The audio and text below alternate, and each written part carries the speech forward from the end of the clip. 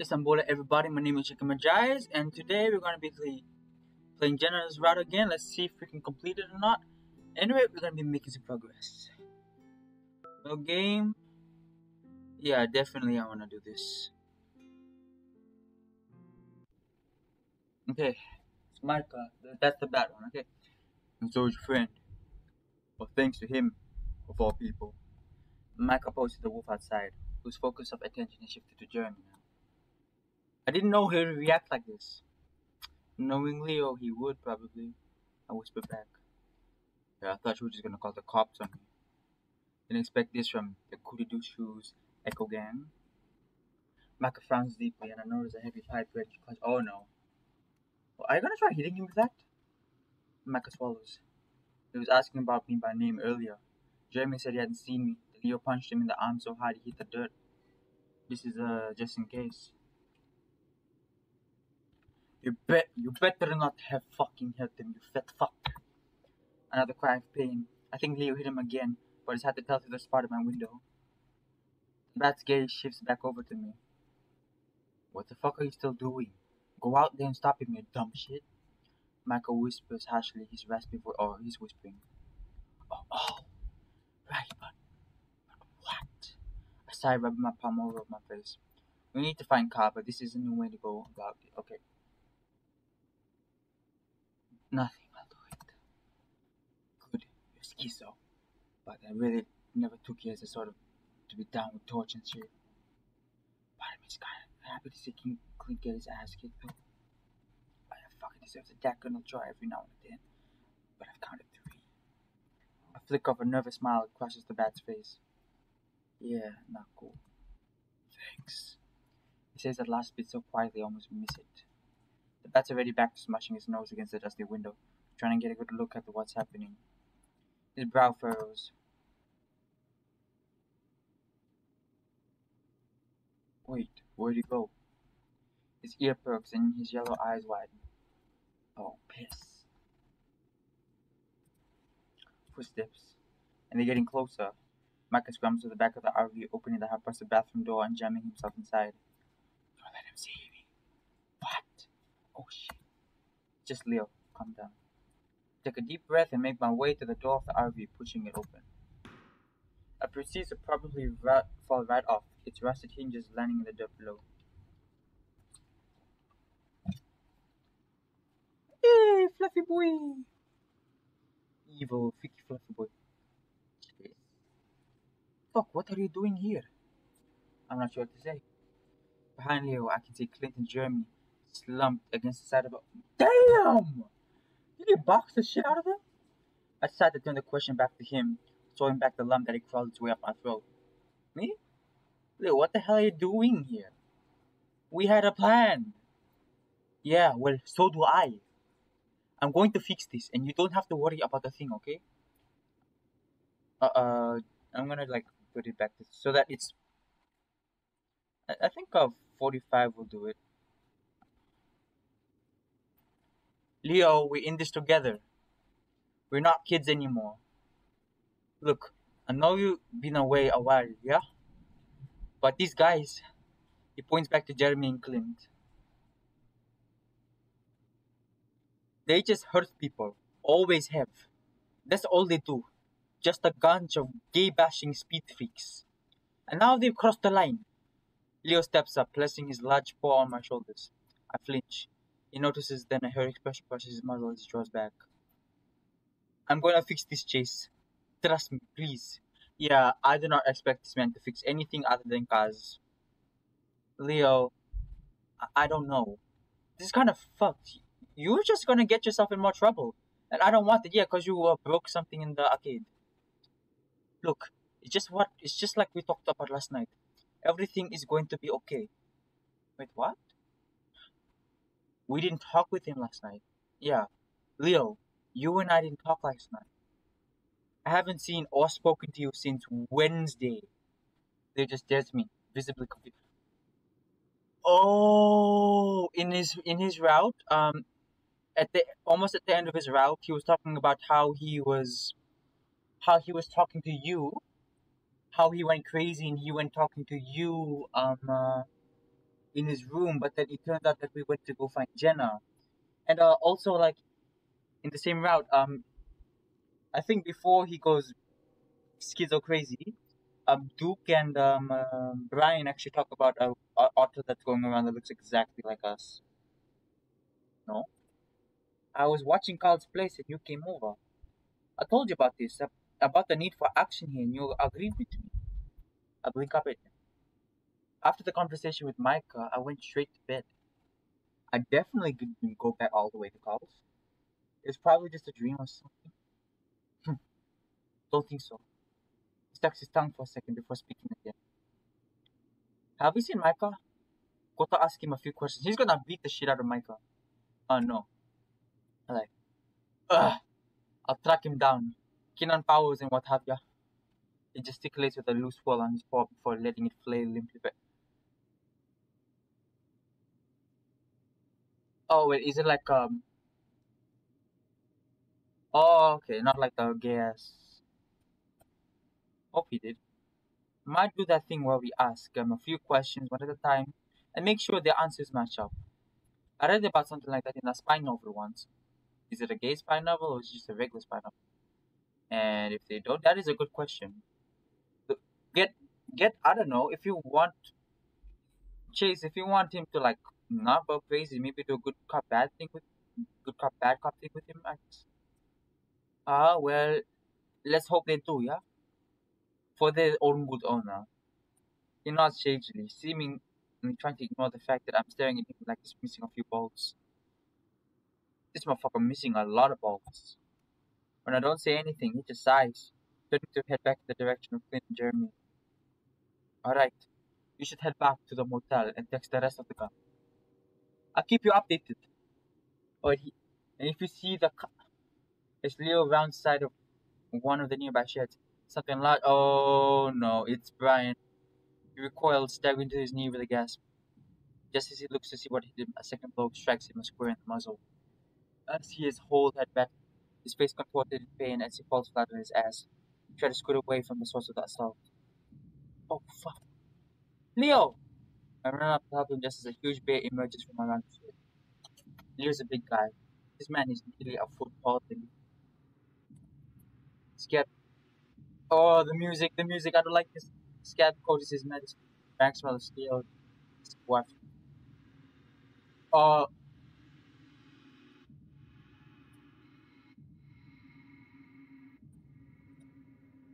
uh, Brian, you here? Damn, man. God, this is fucking Brian. No wonder Mike wanted to try the subway though. Ah, what the hell? Brian chuckles down at Leo and twisting his hand. His voice is high pitched. It's like this strange combination of a mixed with oh. What you doing, boy? Oh, you know what I'm gonna do? What's that voice? I came here looking. Oh no, no, I didn't came here looking for little boys. I came here looking for man, but I got no cookies, no milk, nothing. So you're gonna try the easy way or the hard way. Your choice is yours. What you doing, boy? What you? He kicks at Leo's leg, Wolf running in pain. Doing? He smiles, pleased with himself in his little ambush. You know, this is my turf, right? You hurting my boys wasn't a kind thing. Where's Carl? Leo shouts, covered in dirt as he scoots back along the ground. Brian continues approaching with that same smile, several of his teeth mentioning, oh, ew! A half rotted to corn. Oh, ew, ew, ew, ew. Yucky.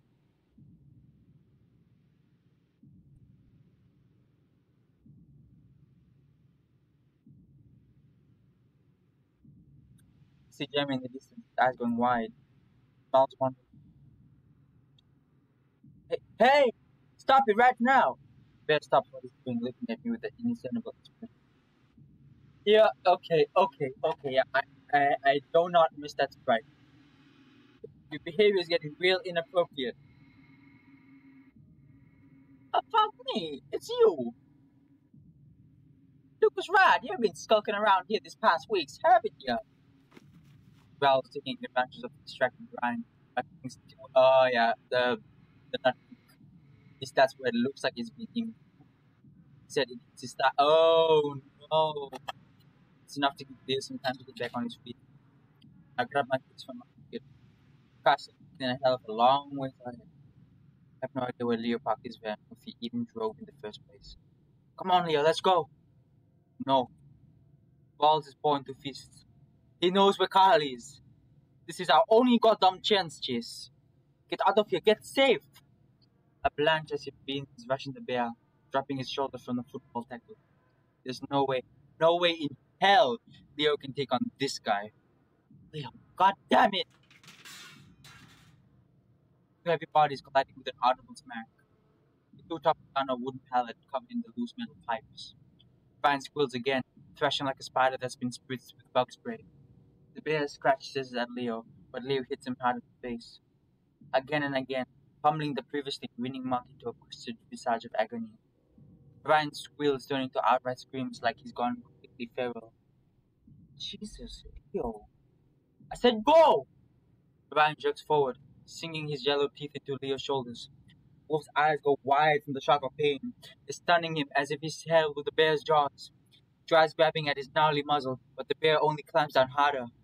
At his nostrils, dilating his acrid breath, puffs out in rage bursts. No! I never want to fight my father again. I have to do something. I run up and kick Brian in the head. Anything though. It's a glancing blow, but it's enough. I see his jaw unclench. Just as my foot catches and I trip over both of them, splaying my chest first into the dirt. Leo's gonna owe me so many beers after this. I cough out sparks of dust and dry grass rolling onto my back. I see a flash of fur and there's another couple of thuds. Those eyes again, the empty ones. Brian's leaning over me now. His face pumping. He just suckled something sour. Leo's rolled over on his side, retching as he clutches his gun. Must have gotten stuck in the stomach and hard. Bear sees nothing as he places his two large paws around my neck. His expression doesn't so much change as it cracks into an increasingly wide smile. Ew! Then a knee on my chest. I can't move. I can't breathe. My heart begins to race, feeling my own palms begin to throb. I can feel his thumbs dig down with my jugular. Oh no, you're gonna pass out. I gasp for breath, blood vessels beginning to pop. My eyes feel like they're about to squeeze out my head. He knows what he's doing. So do you. Ugh. Get away from him! Leo slams his whole body weight into the bear again. It takes all of his force to punch him. Once he's down, he's done for a while. I gasp for breath, clutching at my neck and scurrying back behind Leo. Brian's on his paws and knees now, panting with sick, wheezy breaths. Leo scrambles up to his feet and kicks the bear in the ribs. Barely budges, but Leo keeps at it, strike after strike. He's swearing under his breath, a string of words in his native tongue flowing forth between gritted teeth. Still having trouble catching my breath, my whole head throbbing and lights popping in front of my eyes. Brian yanks in the cuff of Leo's jeans and pulls the wolf down with him. On top, hitting Leo's head with one weak paw and banging it bangs against the ground. I can see him squeezing down, the wolf desperately pulling him off. He reaches for one of the pipes in the nearby pallet. Brian catches it before he gets on. Bear pins is above him, spinning in a sort of hippie rage. I run up, trying to push him off, but it's like trying to move a boulder. A single elbow strikes me and I go flying back. Feels like I got hit by a goddamn car. I hear Leo scream in pain, followed by a short gurgling noise. I never heard Leo sound like this in my life. It's horrible. Get off! Another cry.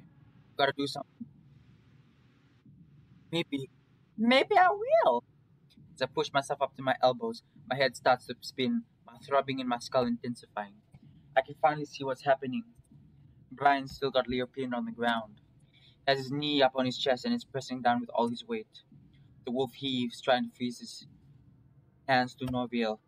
A more primal looking look crosses his eyes and his toes curling down into the dirt as his paws balling into fists.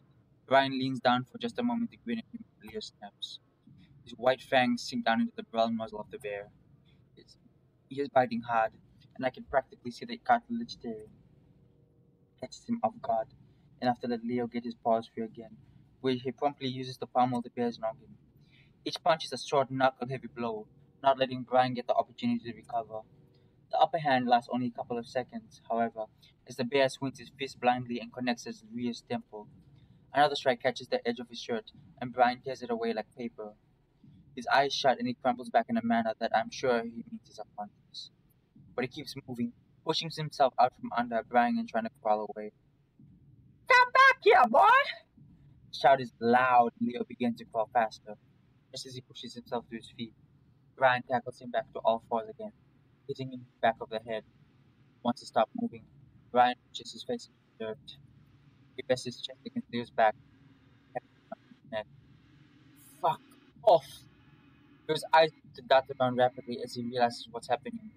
The emasculating position is very much intense. Oh no!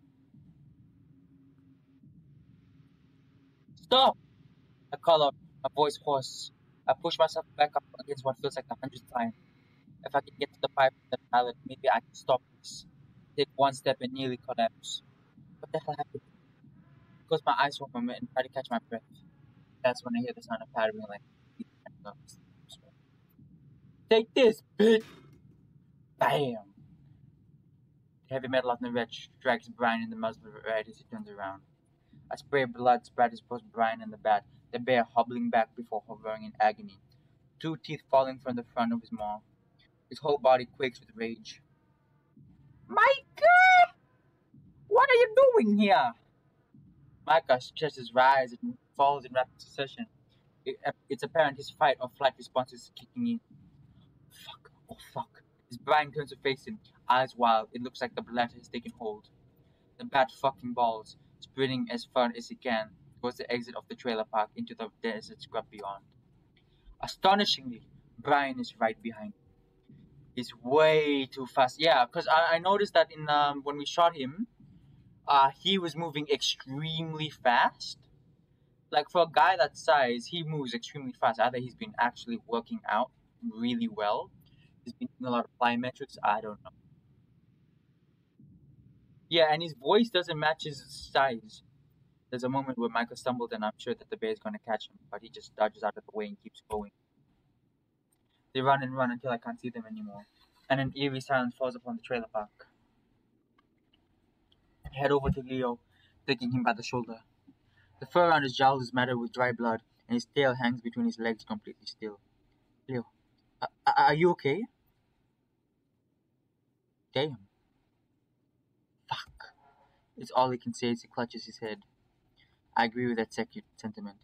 So close. Not really, man.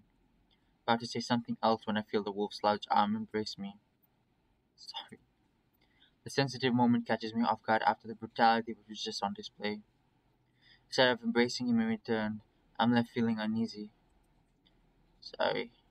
Why are you sorry?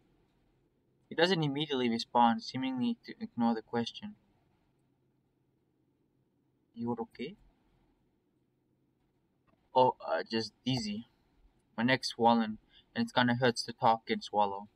He pulls back a little and looks at the horizon. Everything is red for me now. Huh? Leo doesn't respond, and I pull back to look at his face. He seems kinda distant, probably concussed, and also like lack of blood. I glance back to where Jeremy and Clint were and notice they're gone. No trace of them to be seen. What if they're working with Brian? I mean, they are, but I think for a moment that I see the familiar white fur of Micah's head and shoulders in the distance, but he's well out of sight by now. God damn, Micah saved you, you know that. You saved me? I blink, furrowing my brows some. No, that was Micah, the short back guy. I hope he's gonna be okay. He's fast and wily. He should be fine, especially once Brian's adrenaline wears off. Thanks, Chula. I love you. I'm shocked by the gentleness of his statement, his tone genuine, if dazed. The frayed mess of the nerves that I'm right now, hearing that soothes me just a bit. Sure, Leo. Love you too. Oh, what if it was like that altar thing that like he said that there was an altar thing. Everyone is saying, what if that came to save me? Oh no, what if it's like that voice in my head because he said you do like you do too. So like what if like he possessed us and like we like I don't know, he possessed us and like we beat him up. Look down at the tattered remains of Leah's shirt as we stand. Get him a new shirt. Christ, this wasn't productive at all, wasn't it? We limp our way back to the sedan, and after helping Leo into the back seat, we make our way back into the motel. God, you're heavier than I remember. Only where it counts.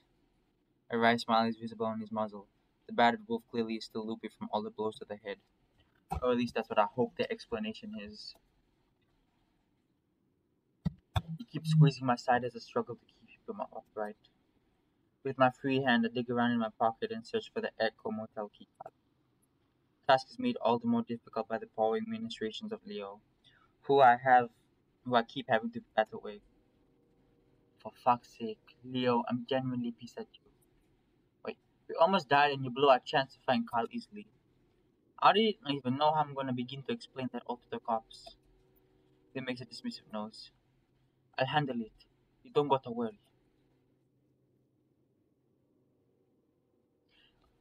Ugh. Something about his face is giving me red. He looks like a criminal, and I'm not saying that because he's a Mexican. I properly up against the wall, giving him an incredulous look. Does he not even process what would have happened if Micah and I hadn't stepped in to help him? He would have died.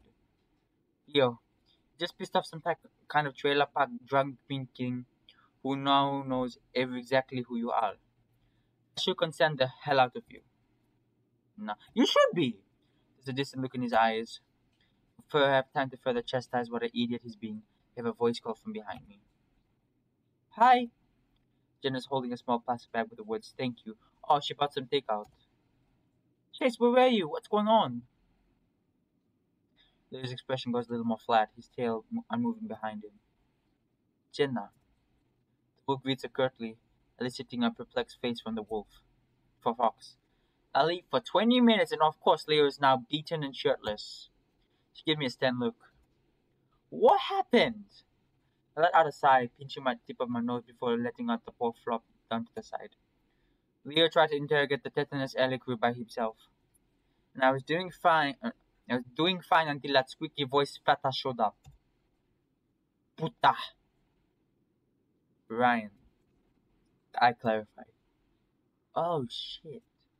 She reaches into her pocket, taking her own keycard and sliding into the door. Come on, let's get you inside. There's some basic medical supplies in the bathroom.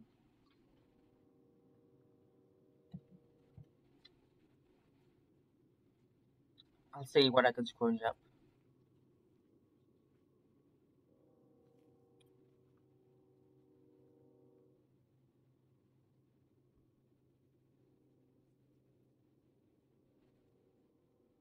I think he's got a concussion. Yeah, I don't need to tell you that you shouldn't let him fall asleep. I'm right here, you know. You can talk to me. I would if I think you would do any good. But you obviously don't listen to anything we say, as evidenced by this latest stunt. God, Leo, why are you so stupid? You're an adult. Then I pushes the door open and I help Leo inside. I'm trying not to look directly at him, but judging by the tenseness of his muscles, I can tell he's definitely not digging Jenna's scolding. I walk Leo over to one of the beds and help him sit down, carefully so he doesn't smoosh his own tail. He's an big guy. The wolf palpably softens at those words, and I think I catch a slight, sad smile pass towards my direction. Despite, of his, despite all his idiocy, we just survived near death together. That's my lower back just as Jenna shuts the door behind us. I should probably check TJ. He's doing those sports medicine courses. So you might able to, yeah, I didn't even take into account that, yeah, he thought he was like, sports coach. I didn't know he was gonna be good at medicine. He left to continue the search with Flynn after you didn't show up. So honestly, I think we should drive him to the urgent care down in Peyton. I look up to Leo, anticipating his response before he even speaks. I'm fine. Leo, I said I'm fine, yeah? You shouldn't be babying over me while Carl's still out there. Oh, he has a complex, he has like that hero complex where he tries to protect people, but he doesn't look out for himself. You're right, we shouldn't be having to do all of this at all. Jenna walks past us both with a glowing look of maternal disappointment before heading into the bathroom. She does drop the bag of food next to us on the bed, though. Ordinarily, I'd be concerned about getting grease on the covers, but considering the circumstances, I pull out a styrofoam container from the bag and pop it open. Inside are two grilled cheese sandwiches with toast, eggs, and bacon pushed onto this. Oh, yummy! It was kind of haphazardly put together, but my grandma. I wonder if it was like Jen is having like one of the episodes and like she put it together. I hand Leo a grilled cheese and take some bacon for myself. You feeling dizzy? Any sudden sharp headwinds? Just some throbbing. But that's about part of the course when I'm around you. He grins for a flicker of a second before taking a huge bite of the sandwich. I can't help but stare at him wide-eyed, my face burning. It's not that I'm super offended by the flirting or anything, but now, of all times to do it. Leo. Leo swallows down a mouthful of bread and cheese. Judging by expression, he doesn't seem to be a big fan of the taste. Yeah, sorry, don't sleep! I reach up, clutching his shoulder. Hey, come on, don't pass out on us. You know you can't do that now. Jenna returns with some hydrogen peroxide, gauze, and what looks like a bottle of acetaminophen. I sent out a message to the group chat letting them know what's going on. The signal was being kind of weird for a second, but it said sent. What if that's like a socket man? I did like some research on like that entity. It's called a socket man. Jenna sits and like the one that looks like cheese. What if it's one of us? Jenna sits down beside the wolf with a can of disinfectant to which Leo visibly hydrogen peroxide burns. I can do it. Just give it to me. The Phoenix brow furrows and she actually puts back the can. No, that is not how you're going to treat me right now. Like you treat me like shit here? What? I know you've been talking ill of me behind my back, trying to keep Chase away. Jenna stares dumbfounded at Leo. I am absolutely baffled by your priorities right now. Oh yeah, cause she reminds me of who is it, Hermione Granger from Harry Potter. So it kind of reminds me because like she has like the intelligence, like she's the intelligent one of the group, and also got inspiration from like the Aboriginal people and Maori people from New Zealand and Australia and New Zealand respectively, and how they all have British accents, like that for variation. I'm going to assume that this is the head trauma speaking. So what if it is? You know it's true. Leo shoots his gaze at me. She hasn't she? I sigh. I really wasn't prepared to deal with this confrontation right now. I probably shouldn't have spent more time with you to make sure that you didn't do anything like you just did. No, Chase, this is not your fault. The sooner Lee realizes he's the one making mistakes, the sooner we can rally and figure out what we're going to do next. For Carl, remember him? The person we're actually trying to find. I wince, having agreed with the first part of what Jenna said, but it's definitely gone a step far. Jenna, we're all concerned about Carl. I take the antiseptic spray and I begin shaking the can before spritzing it on a few of. Ow! The wolf barely even reacts. Oh, he either is angry at us, or concussed really badly, or he just used to it. His pain tolerance was always pretty heavy going. He win pretty much every game of slap hands or punch you punch me that Carl devised. I find that sort of toughness attractive. Guys, let's focus. Jenna holds up the flat of her palm towards me, speaking with a curt tone. Chase, you don't really believe Leo is doing this out of the genuine goodness of his heart, right? That he has a deep compassion for Carl. I've spoken with Carl online these past few years. He was basically stopped talking to him the moment you left for college. That is 3 whole years of not giving a damn. Leo jowls pulled back across the corner of his maw for a moment before he reaches up and clutches his temple. That's real hypocritical of you to say. Don't. Jen looks up at the ceiling, her usual cool and collected demeanor gone.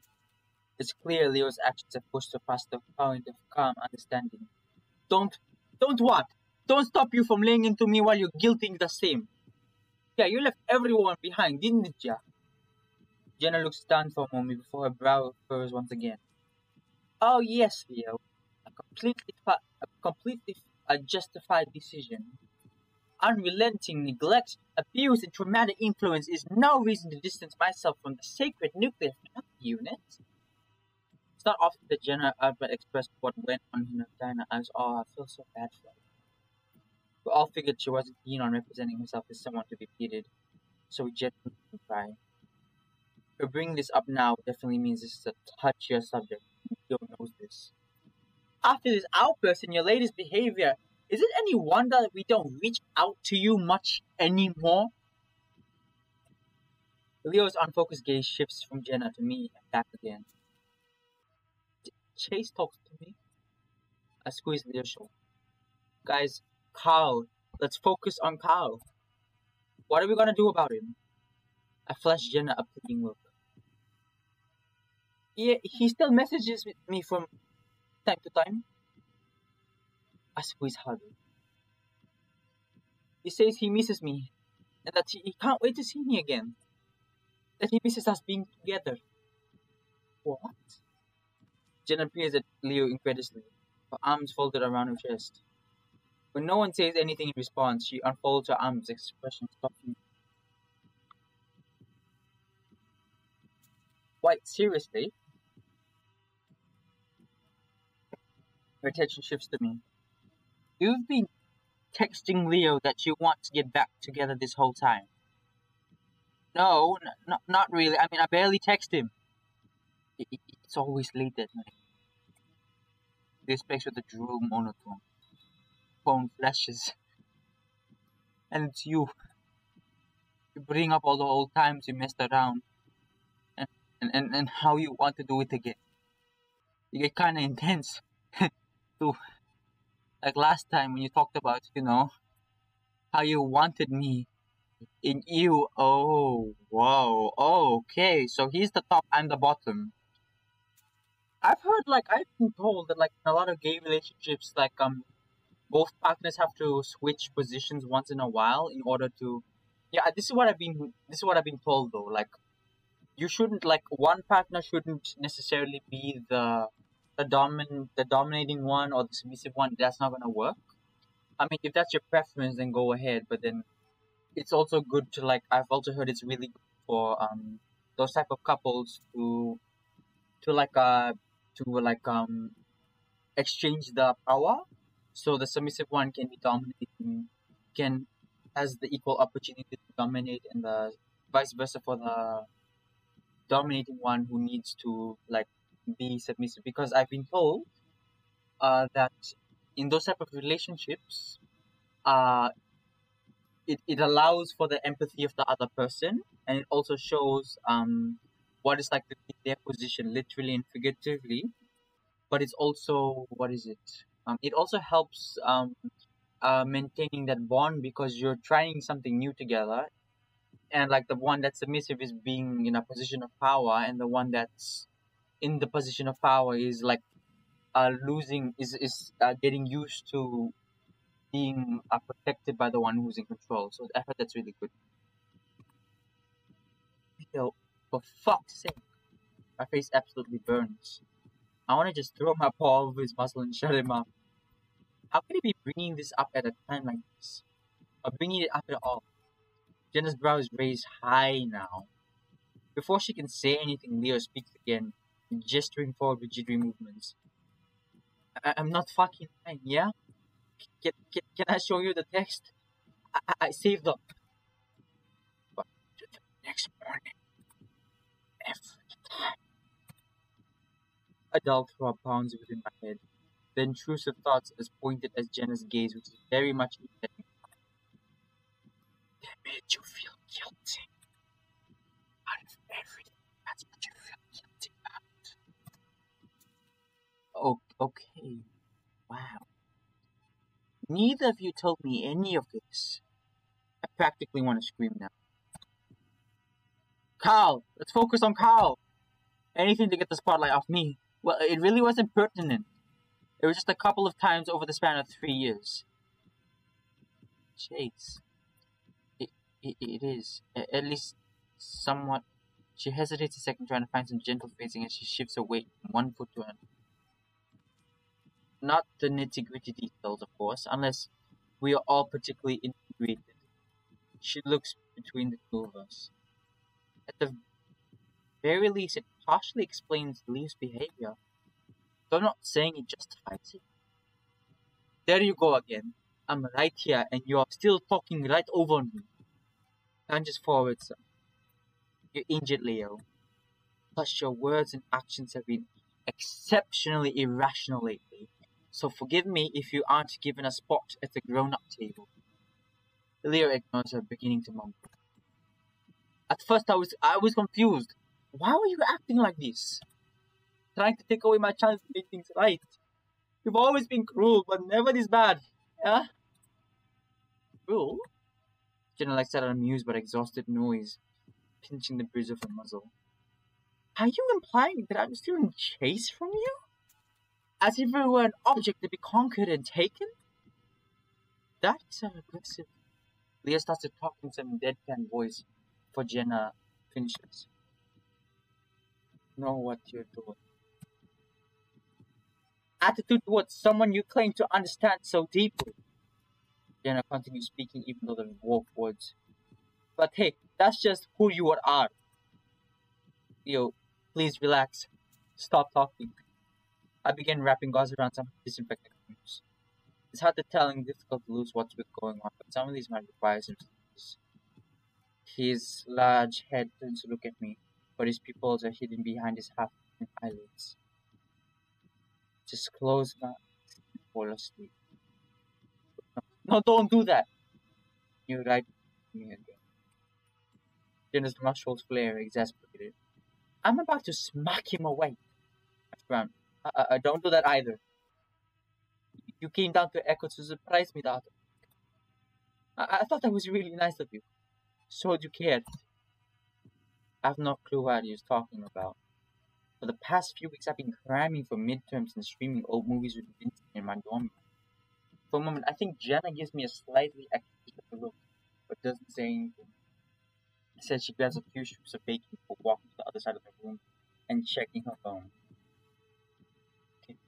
The signal is completely messed up. My bars are bouncing. I wonder if Leo's anger.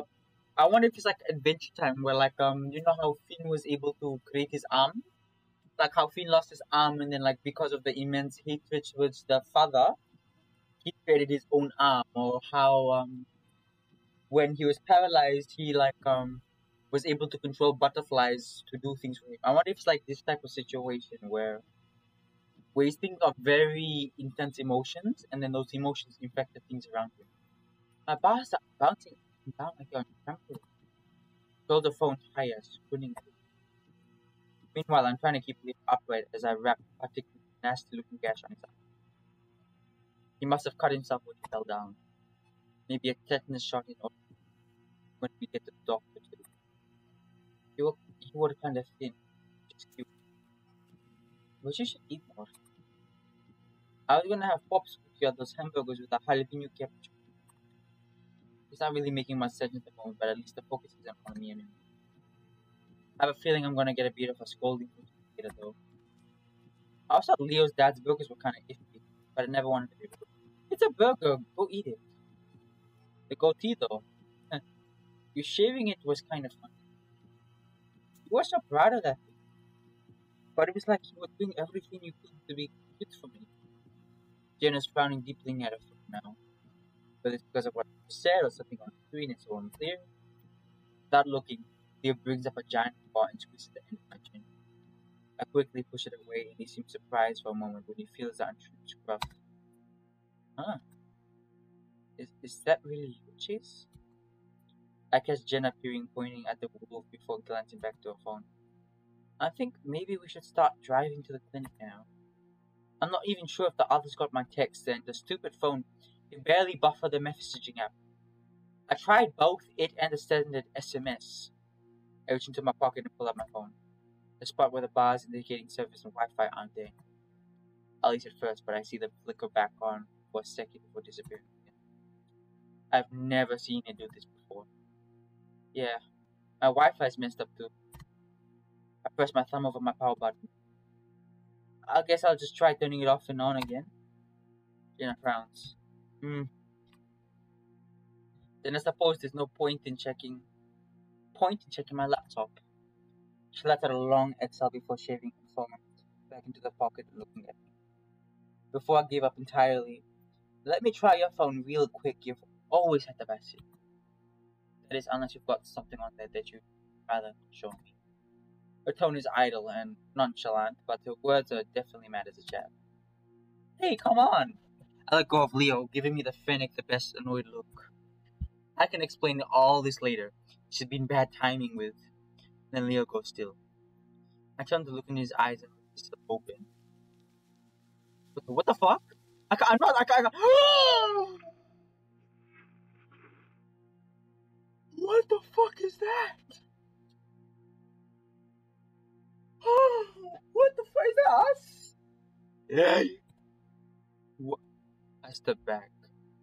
Leo mumbles something inaudible. The figure behind him stands still, its body blurred and dark like the light on the roof touch it.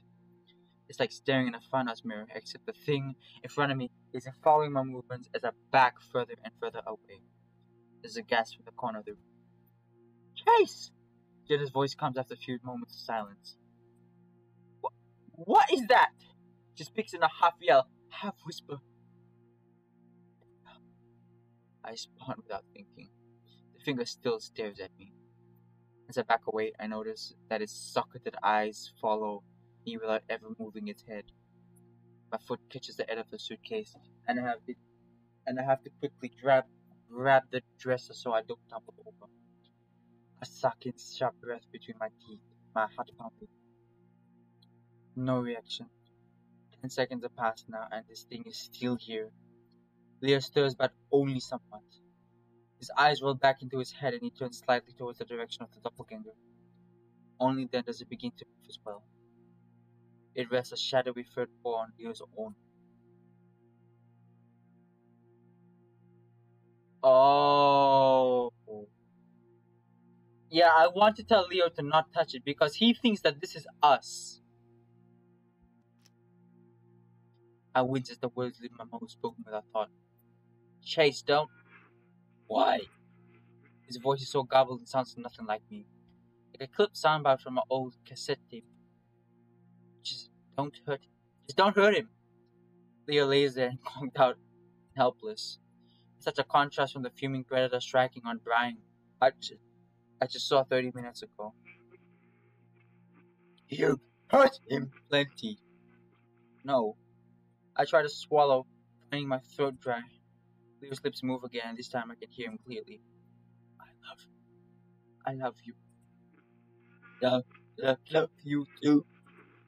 He speaks in my voice this time, crystal clear with no distortion. The affection is slightly perturbed, and I realize it's how I sounded when I responded to Leo earlier. Its shadowy visage fades into the surroundings. What's happening until it's completely gone? I can feel the goosebumps beneath my fur subside, and breathing is somehow easier all of a sudden. The air is thick. Leo sits up in a sleepy daze. Yeah, he's been knocked the fuck out. I finally look over to Jen, who's back and says, yeah, no shit, I would do the same thing. She rubs her eyes, seemingly looked on in disbelief. None of us say anything, trying to process what the hell was that. It felt like a dream, but one I could actually feel. The room itself had a sort of ozony smell to it, but that's completely gone now. Surprisingly, Leo is the first to speak. Thank you, Chase. He says, looking back at his paw. But what? That's all I can say. On one of Leo's ears flicking, he turns his attention back to me. For being here for me. Jenna walks up, touching the space where the doppelganger was moments ago. What the fuck? She reaches down, grasping her wrist and checking her pulse, pinching herself a few times while she's at it. Was I drugged? You saw that too, right, Chase? I nod, trying to speak, but only a croaking sigh comes from my throat at first. I cough and try again. I saw it. I think that was the thing from my dream. Oh no. No, no, no, no! Jenna turns, walking away back to the bathroom door. God, Chase, don't say that! The thought clearly appears to unnerve her. I'm sorry, but that was real. There has to be an explanation for whatever that was. I'm about ready to start looking for hidden cameras here. I glance down at my suitcase and spot the familiar orange hardbox container that I kept my camera equipped with. If I only had gotten whatever that was on film. I exhale, not noticing that my legs are still shaking. It's all so familiar. We should probably get back out of here. Agreed. I'm going to grab my stuff and pack your trunk. You think we should leave? Yes. I need to back to Pueblo and take a few mental health days. Finish packing, pick up TJ, and drop Leo off at the clinic. His dad can take him home later. Leo picks at his freshly wrapped bandages. Why did it touch him? I need to find Carl. Jenna says nothing to Leo's insistence, the fennec shoving her dirty clothes into a garbage bag. Leo, I don't really know what more we can do. I'll handle it. And then you can come back. His red eyes meet mine for the first time in a while, and I'm struck by the level of compassion in them. For a second, it reminds me of the best moments of our relationship. With my heart still thudding in my ears and my legs weak, I managed to force a smile to watch my day's wolf. Right, of course. The first, though.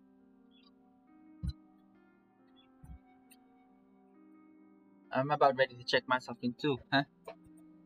He cants his head, peering at me curiously. I'll find Carl. Don't worry.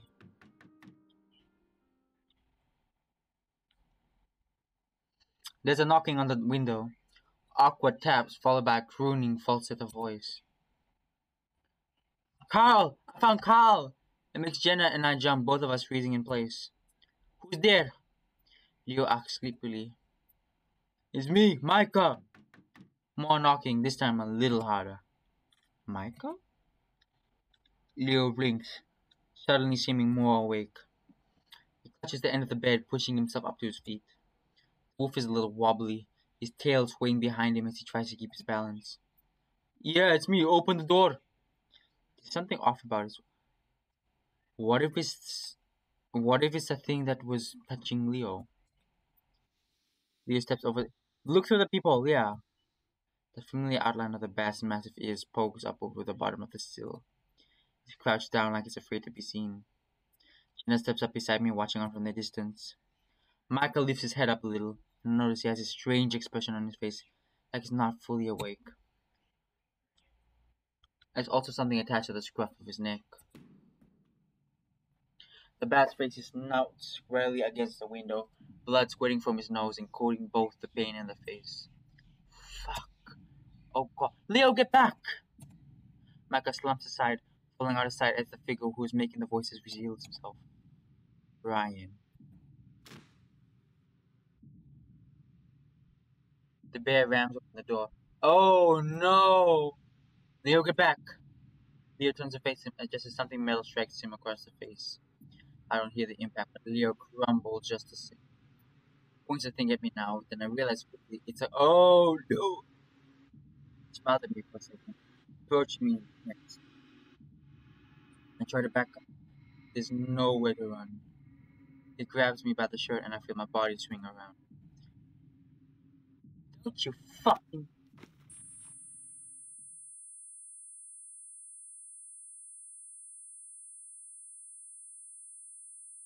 What is this place? The coyote latches onto my shoulder, yanking me and back. Something hard smacks into my skull and I feel my mind rattle. Oh yeah, this is another dream sequence.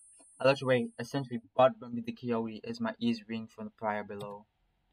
TJ still on the ground crying and covered in booze. As the bullies stand there. What is happening? Is this TJ? My movements go sluggish and it's like I've become a zombie, shambling towards the door as my vision blurs. Is this what being knocked out feels like? I clench my wrists, my fists, and keep up with my pace, trying to blink the blurriness away. Eventually, I reach the. Oh wow, this looks really cool. Carl, Leo. As I reach the outside, my knees knock and I drop to the concrete. The impact rattles my bones as I catch myself with my wrists, just barely managing to avoid falling directly on my muzzle. I take a deep breath. I'm still conscious, at least half conscious. I continue crawling, trying to ignore the throbbing pain. Carl! Shouting now, my voice sounds foreign to me, shrill, childlike, pathetic, and increasingly hoarse. Leo! My voice shouldn't be this croaky. I barely talk today. I'm in the middle of the road now. Where's Carl? I should get out of here before a car comes. I pull myself along the asphalt, feel my skin scrape beneath my fur. I just want to stand, but I'll probably just fall again. And so I keep crawling, rolling back into what seems like some sort of detention basin. I stare up at the sky, fighting the sudden fatigue and gritting my teeth through the pain. At first I think it's blood that got me into my eyes, but upon rubbing them I realize that isn't the case.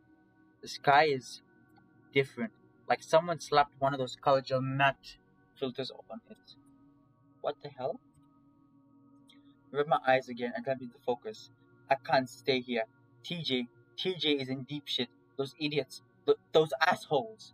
Sucking in a sharp breath through my teeth, I rise to a stand, praying my knees don't lock up again. Find Carl. Find Leo. I stumble out of the detention basin, feeling packed soil beneath my feet. A dirt road. Leo looking behind me, I realize I must have crawled farther than I thought. Parsons look over a mile. Parsons? This can't be right.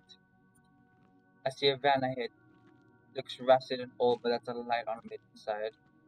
I step stiff-leggedly down the waterways, reaching the bend where my vehicle sits.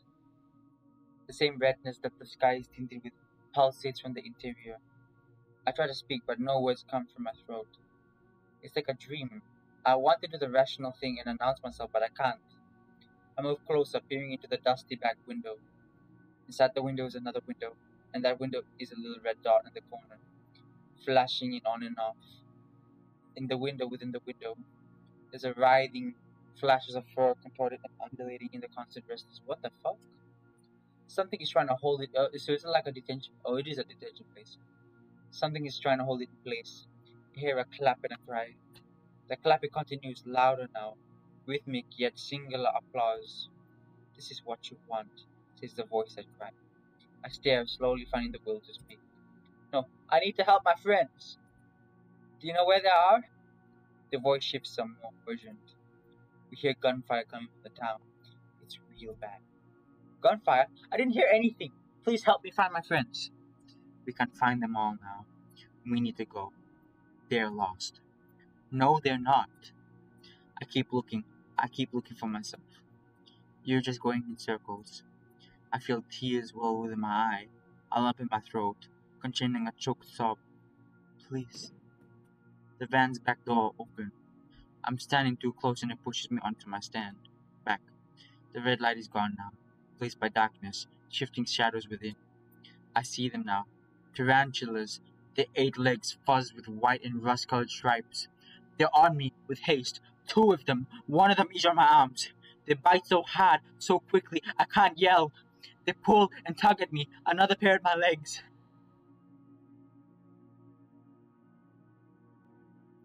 I pulled up and into the van, my body stretched upon a squishy something that begins to sink against my arms and legs. There's no more light, and I stare paralyzed at what I think is the ceiling of my van in the pitch blackness. It feels like restraints are binding me in place. I try to adjust my eyes into the darkness, but everything seems blurry and unclear. My heart throbs like a heartbeat. The pangs of pains are immense. Fur bristles. Where did the spiders go? Breathing has become more difficult, as if the oxygen in the van was running out. I feel the veins in my neck bulge as I try to gasp with large breaths, but my body is not my own. Light seems to pop as the ringing in my ears intensifies.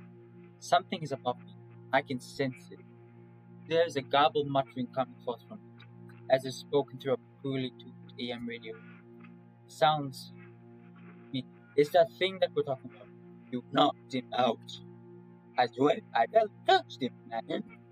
Fucking on, dude. Just go.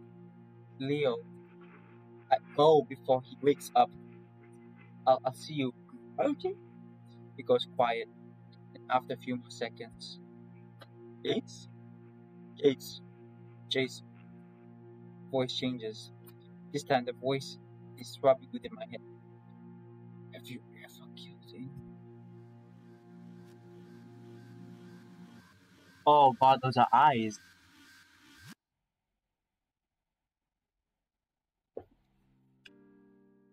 Chase? Oh yeah, this is Brian's place. Chase.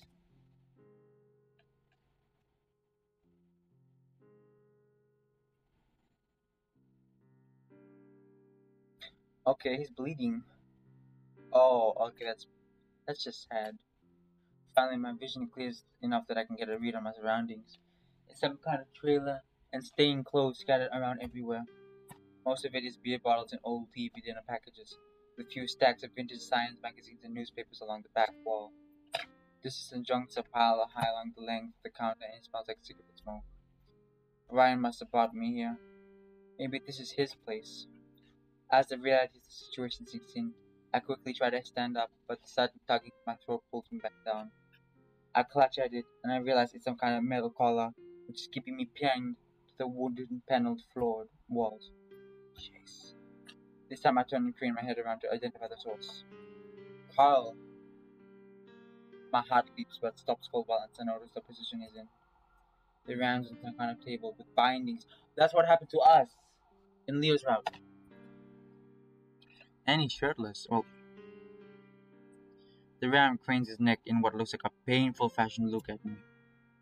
His eyes are puffy and bloodshot, far beyond his usual pink-hued, drug-induced haze. He's been crying. A lot. Carl! I exclaim, my voice a half whisper, half snarl. What's going on? Are you really Chase? His voice is weak, crackling with each enunciation. I gave like a surfer. What? Of course it's really me. Did Brian nab you too? Shakily, the ram nods his head, its horns making clacking noises against the wood table. It's all a fucking nightmare, dude. I can't tell what's real anymore. Everything's fuzzy. He squeezes his fist and wrenches his wrist back, trying to worm his way out of the bindings. He keeps coming by and tightening the wrap around my neck until I can only get a tiny bit of air. After a few minutes, I start to see the lights popping, and everything goes all dark and grainy. Over and over again. It's at this point I notice there's something hanging above him in the ceiling. A mirror, ornately framed with gold-colored trim and pinned with upward rusty metal stakes. It's so starkly fancy and out of place, considering the rest of the trashy interior. Jesus.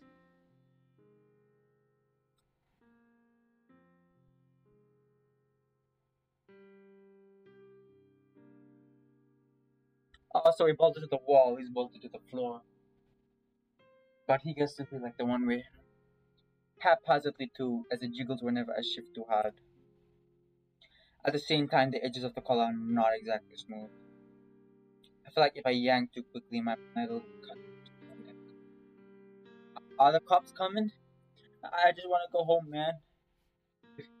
I share the sentiment though. Right now, I'm just trying to get my bearings. The edge of my forehead where Brian hit me throbs with pain every couple of seconds. There's no air conditioning in either, and I can't help but feel like I'm sitting in a hot car seat that smells like a dumpster. The pungent aroma of body odor mixed with something kind of like rotting food. Every breath I take just brings a bit more of that scent into me until I can practically taste it onto my tongue. I don't know.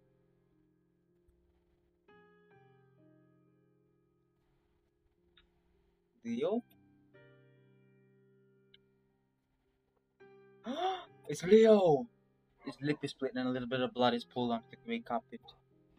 Fortunately, he's still breathing, the big chest of his rising and falling in a slow rhythm.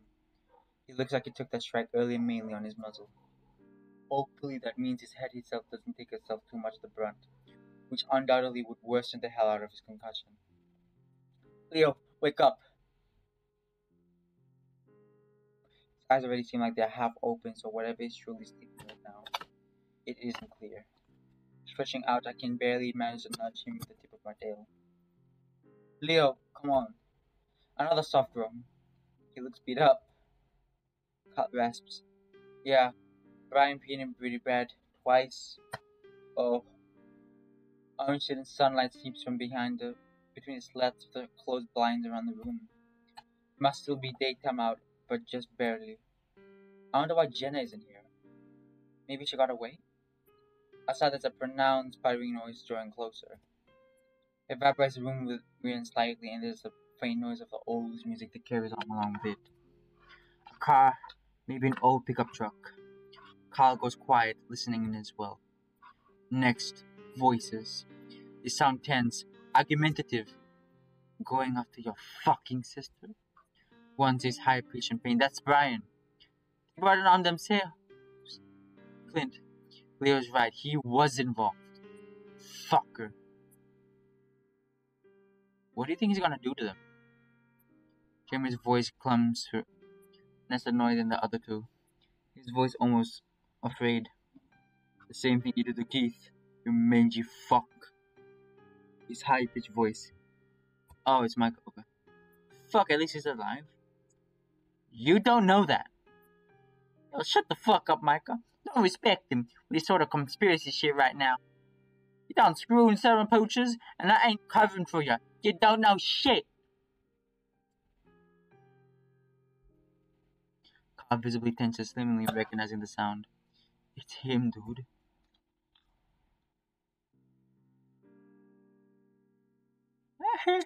Hello there. Bit of a day, huh? The silence continues for a while until Brian speaks again. After you. Clint licks a little irk, and the door to the room we're in opens. Oh, long as I'm all ears. The ringtail enters, his composure far more timid than I'm used to. He blinks when he sees Leo, and I bound to the wall, staring at the two of us wordlessly.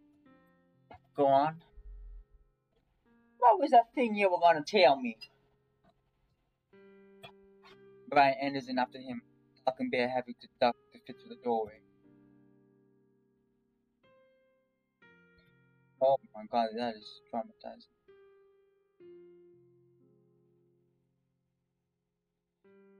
I think Duke was saying gonna be here in a couple minutes. Apparently folks are gathering in town hall wondering what's going on. Okay, the bear glances back over his shoulder, then extends an arm to the doorway, grabbing something. I shrug to turn my head enough to see what. Let's go!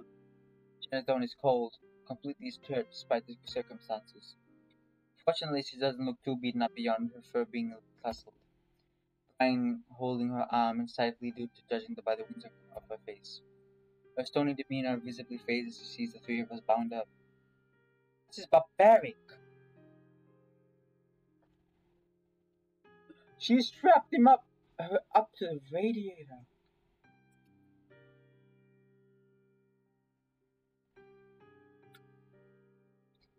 You mentioned there was others with him? The cat boy and the mayor's cocksucking nephew, right? TJ and Flynn, yeah? Flynn, right, I know him. He the one with the big bottle. What?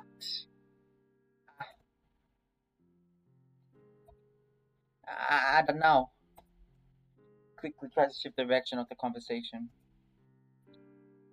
If Dick was talking about them, you want us to bring him too? In case you get some incriminating stuff on their phones?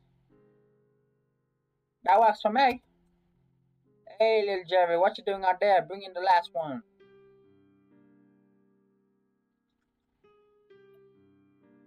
Motherfucker betrayed us.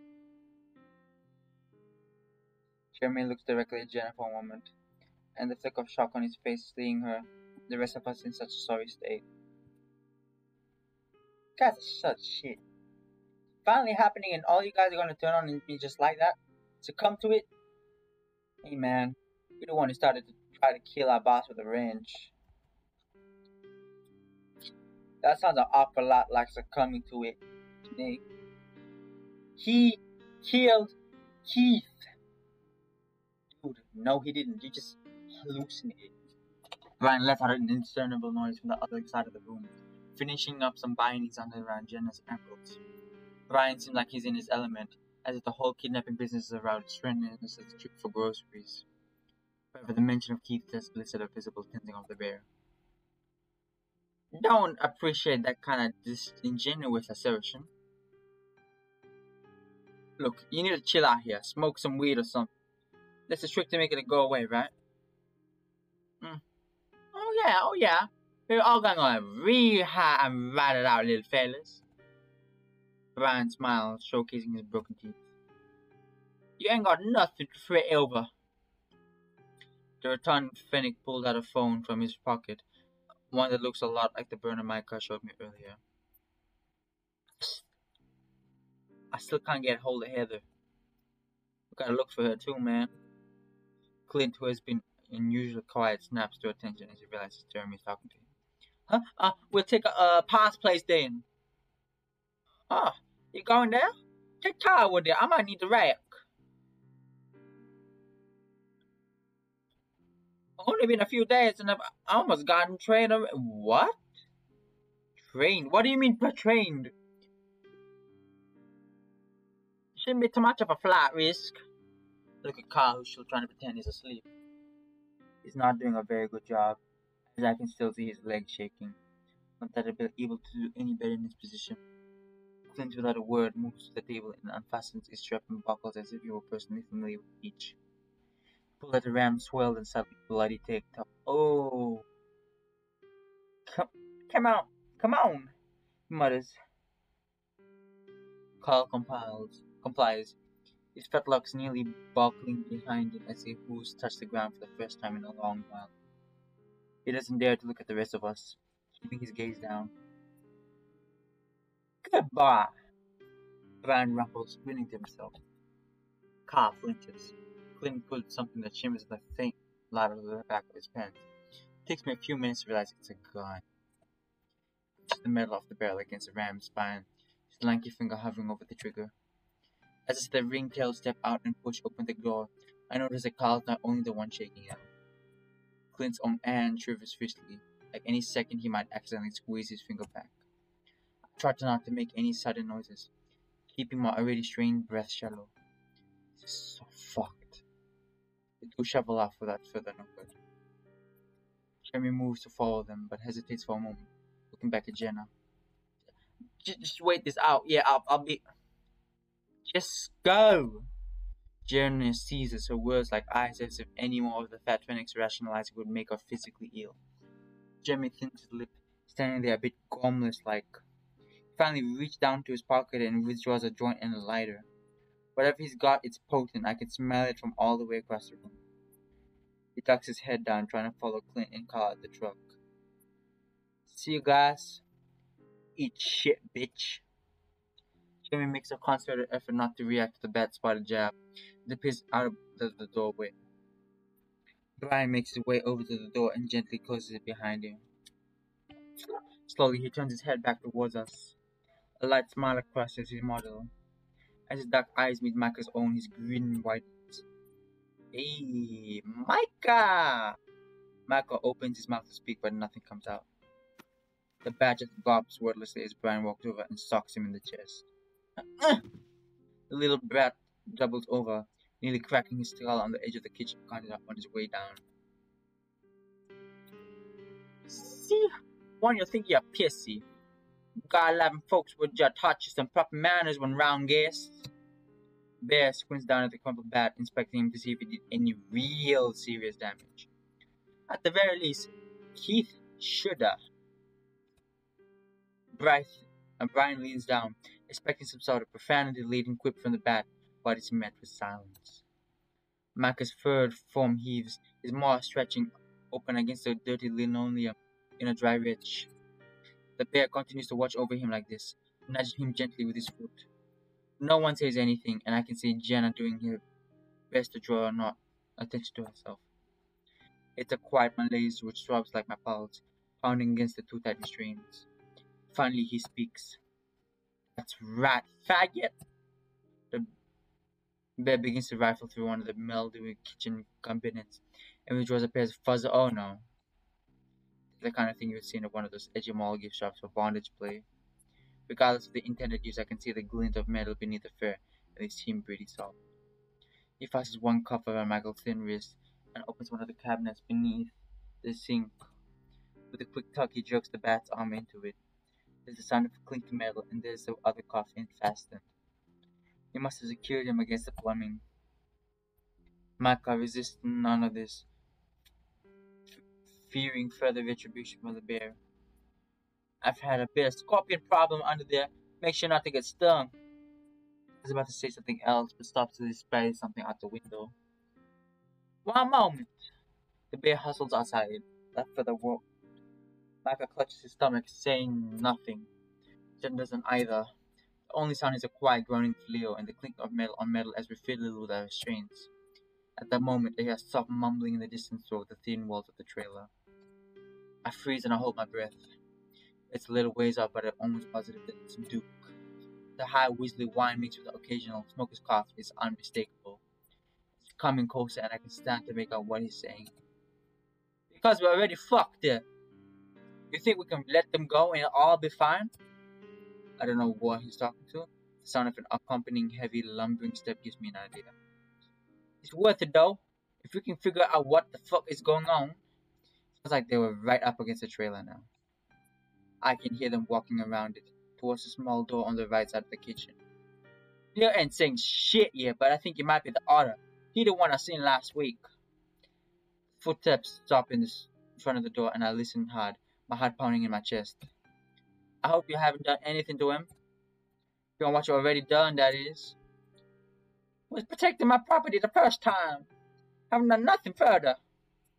Brian's uncharacteristically high-pitched voice sends a chill up my spine, my fur flaring out with it. You bet your ass you haven't do any of the fucked up shit to these kids. I stop breathing, staring at the end of my feet. What I'm saying is, we still got a chance to get out of this. What we've done is bad enough, but if we can get them to understand... I'm not breathing at all, worried that they'd be able to hear it even though they already know I'm here. Out with a gasp as the door suddenly swings open and Duke comes to the step, looking around before spotting the lot of us. Oh, hello. Again. Brian, you are one sick fuck. I tense up as a massive shadow appears behind him, and I feel like the entire chair tips a bit as Brian makes his way up the same stairs. Brian's presence is so imposing and frightening that I don't even notice that Duke is now right next to me. I jump when he sees his hand on my left arm. I drop my head to look at him wide-eyed. Hey, calm down, we ain't gonna hurt you.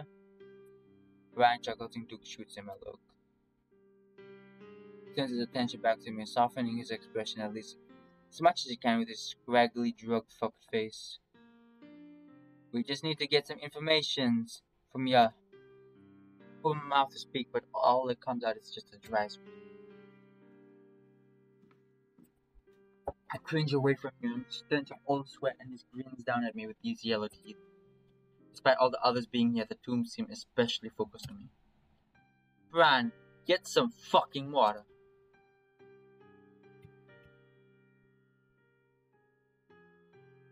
Hey, don't worry about him. I know this thing. Looks bad, but we just gotta hold you here for a little bit. Why? Boys are queer. They like it. What does that have to do with me being...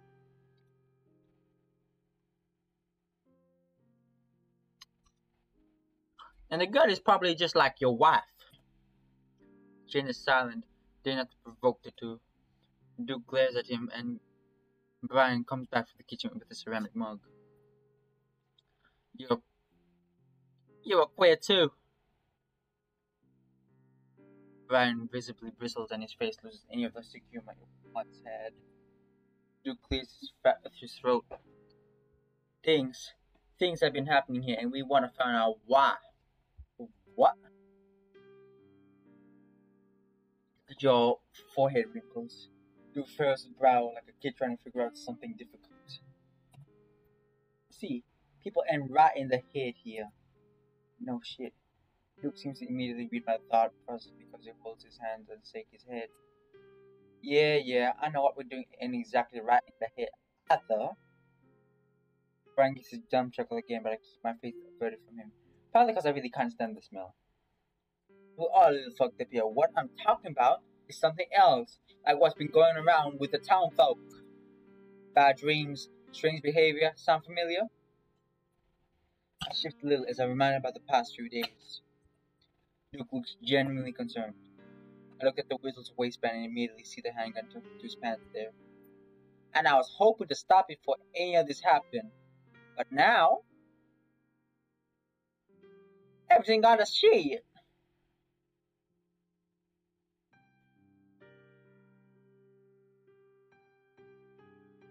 Yeah, and it's only gonna get worse. He looks at me, and that's all the information there I need. I don't know what you're talking about. I see a touch of irritation in Duke's face, and I hold my breath. I mean, what's happening out there? Duke shakes his head. What's happening everywhere? Duke looks back at the window suddenly, his first thing. What is he seeing? I look too, but all I see are the leaves and the branches, the late afternoon sun filling through them. Duke's quiet for a while before he starts speaking again without a turning around. It happened to my oh yeah, he's this is like yeah, we've encountered this this is new.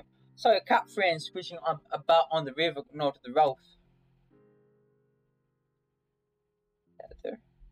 She had a little revolver, started pointing it at me and telling me to get out of my truck. Tried calming her down, but she wasn't having it. Even fired off a shot in the air before taking my keys and heading off towards a pop's place. Girl was on a warpath, haunted. Thing is, we've all got something after us. Something bad won't leave when it starts. What? What's up to you? I don't know what you guys are talking about. Oh shit. Why do you think we came here to get y'all? Sans Micah's here. Who already knows succumbing something fierce to his own demons. Bitch! Micah mumbles from across the room and I can see Duke's fur bristle. I feel myself start to pang again with his two crazy hillbillies living over my body. Yeah. I don't know what. Duke slams me and I grasp in shock. Hey! You shut your fucking mouth before I stop your jaw in. I saw you hacking around this fucking town before you even got here, late at night, lurking around. Then one of y'all friends get here and y'all hell breaks loose. You think that's a fucking coincidence? It's quiet for a moment and all I can hear is a rush of blood in my ears. Is it really happening? I feel Duke touch my arm again and I flinch in fear. Hey. It's like he wants me to look at him so I can slowly open my eyes. Tears spilling out as I do. The blurry shake of Duke dances in front of me. I'm not saying you did it or that you wanted it to happen. I don't say anything because I still don't know what he's talking about, but I know I can't tell him that. Just that you gotta know something. Anything, so we can stop this. Duke starts to tap my arm and I shiver. Brian is breathing heavily next to me and a glance at him shows that his expression is more interested, almost more eager. I think about Leo, slooped over next to me. I want to cry out for help to him. Thought what he could do is beyond him get himself hurt more. I'm honestly helpless, squirming in my own skin. Duke still hasn't answered my question. It makes no sense they'll go so far as to kidnap us. Why did you ask us? Why all of this? I lift my hand weakly, making the platform rattle. Duke's face darkens. Because I've been asking Leo all week what the fuck you guys are doing, and he wouldn't say shit. So you're all snooping around the Hendrix place, and you attacked me when I confronted him. He just stood there looking for the window with the same condescending look your bunch have always had. Glances to each of us. Duke stops petting my arm and scratches behind his head. And something told me that you would know. Stare at him. Who? Someone I know. And it makes sense. Something bad happens, and if you don't fix it, it won't stop coming after you. I shut my eyes and almost sobbed. Says they know, and I thought it had to be Leo. Are you considering what we've been seeing these past few weeks? Duke pauses. Maybe one of your other friends. Looks over towards Jenna. She's silent. I don't know what you're talking about.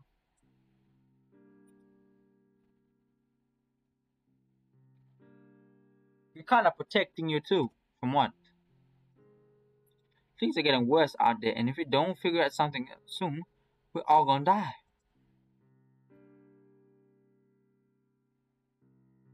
He's smirking down at me, looking at my stocking. Brian, stop. Oh, he's trying to diddle us. We're not getting anywhere right now, and I gotta get to town hall. Even though Duke is the one that hit me, I'm terrified of the thought of us being let alone with Brian. Duke sees my face. Don't worry, Chase. Even though you're lying to us, I don't plan to let this pervert have his way with you. Brian snorts. Brian knows what'll happen if he does. But you better fall in line. Think real high about what you're going to really do here, Chase. Because I'll be back. Just feed them and make sure they don't escape. That's it. And I need your keys. What? Brian snarls. Heather took my truck, remember? You get it back.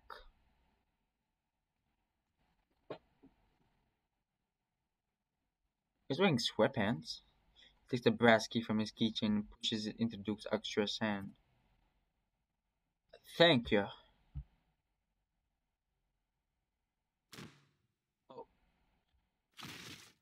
Oh yeah, this is we've done this.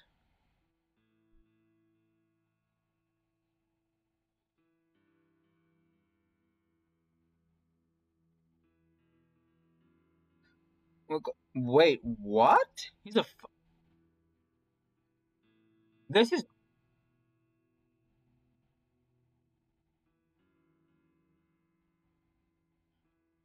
Oh my god.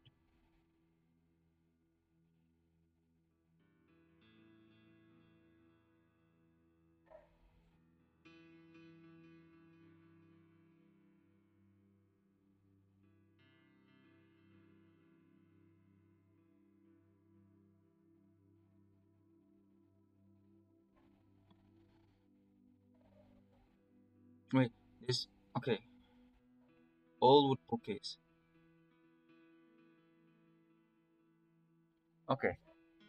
Okay, the two top shelves are little with little knacks. It takes me a second, but I actually recognize a few of them as prizes from Southwestern Adventures. A man of the stuffed Griffith I had smushed in my suitcase back at the motel. If only we would have packed it up and gone when we had the chance. Yeah, is he?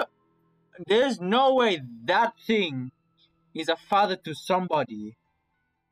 The idea seems yeah. Brian stands on his tiptoes and peers at the faint.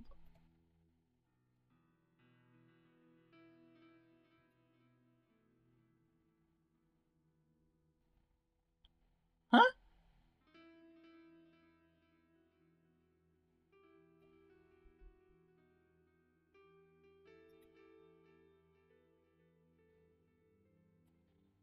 You shink. Do you think those were gunshots? What about your friends? Yeah. Don't be. Should be the worried ones. Oh? There's something familiar about his face now. Mind flashes with the images of the smile peering at me from the end of the bed.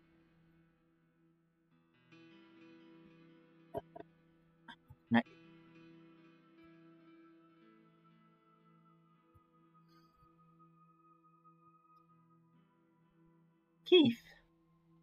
He truly was the best of us. Kept me wondering what he'd do if he was around now. Oh, now I know which accent to give him. A Harley Quinn, but like male. Let us go! You know damn well that's what he'll do. Golden rule. Ah, so I should hit you with a wrench too. Then, got around here somewhere.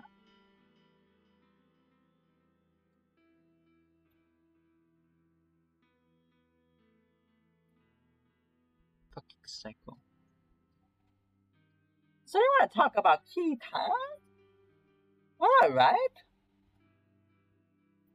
But you gotta understand that I see things. I reckon everybody here does, just a lot of folks don't like to admit it. Or don't even have it as bad. Well, I see things, I see it, I smell it, I feel it, I hear it, taste it, all six senses and what have ya. When I was a kid at Peyton, I didn't see shit, even though I had a pretty fucked up childhood. My mom left me when I was 6 because my dad was a piece of shit. You know, she's a piece of shit for leaving me with him. Anyway, when my dad told me she's gone, I don't know. Aliens, yeah. The aliens are taking down.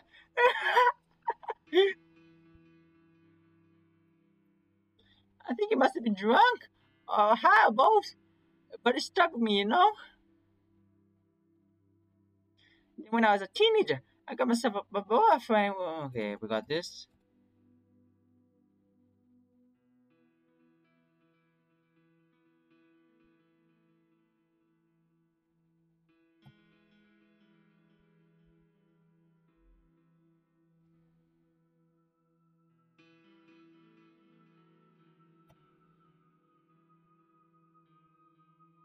What happened? Oh yeah, the blood moon. Is that what we were seeing?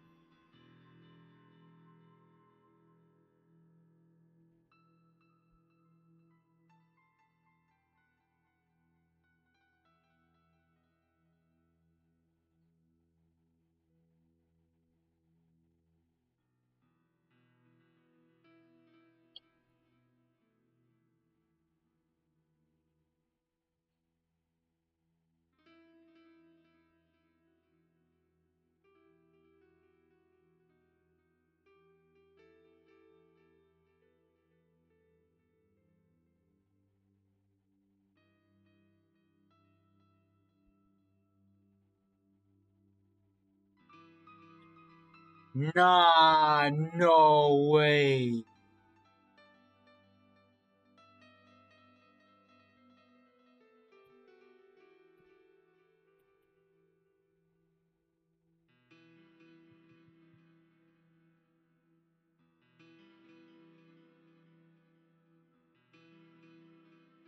Wait, he's a Mesita.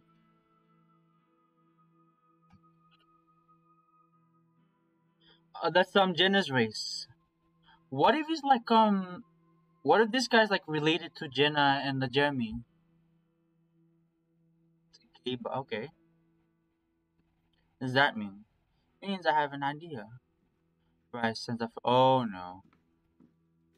Calls back to us. Something to pass the time. Oh no.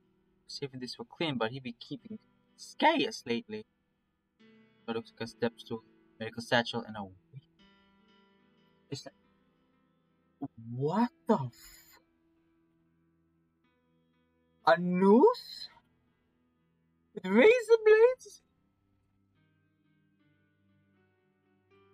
Oh no! Oh no! What is he gonna do to us?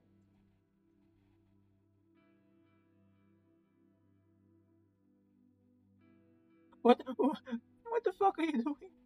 Shut up. Be okay. Be calm. Don't struggle.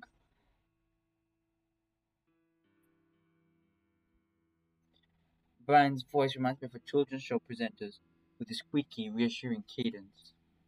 The cat takes off his words, making it deeply unsettling. As I struggle against my collar restraint wherever he's turned away. I have to get out of here. Brian sets down the stool squarely beneath where the noose is hanging. Step under the stool.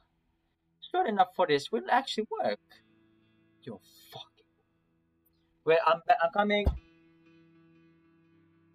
Yeah. How was it?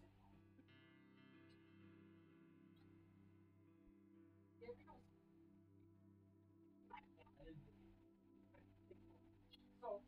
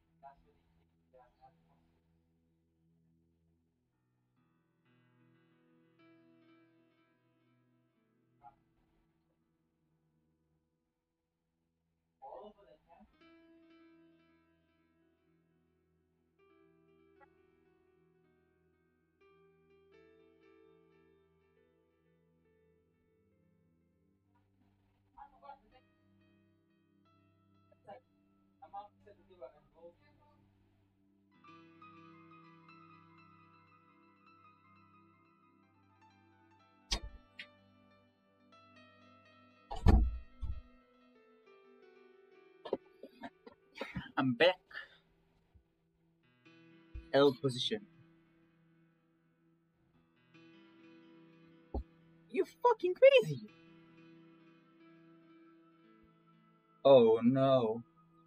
I'll do what I say. I'm gonna start breaking every joint in your body, alright? Macacon used to shriek, finally retching free after not.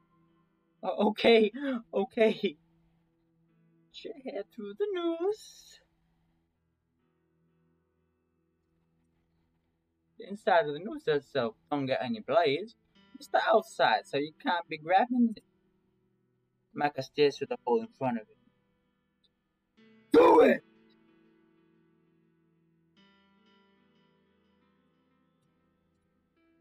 I mean, good. The bear reaches up and tightens the noose more firmly around the bat's neck, looking proud of himself as he does so. He's cinching it hard until clear that the bat is struggling to breathe. With a smile, he reaches down and tugs up one of the legs of the little step stool. Brian chuckles to himself as the bat teeters, Micah nearly kicking the school away. He barely manages to keep himself upright, with the tips of his toes catching the edge. His cheeks flare as more as his weight is having to be held aloft by his neck, the strain causing his neck to veins to bulge. His He gaps like a fish for breath, swaying his hips from one side to the other to get a more solid standing position. I can see him resisting the urge to grab the noose, or act that will surely strip his fingers to the bone. Ow! Ow! Ow! Brian, meanwhile, chuckled to himself, tickled deeply with his belly. There you go! Brian is turned away from me now, but even from this angle, it's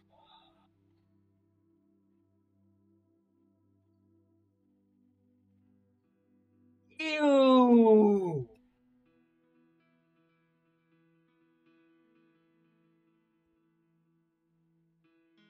Hey, don't think I forgot about you all. Well, you two at least. I mean, given a choice of a bunch of guys, and what girl? What kind of queer would pick the girly? Okay, so he hates himself. What the fuck is he? Now to tell me you're a bit of a bitch anyway. Is that what your brother said?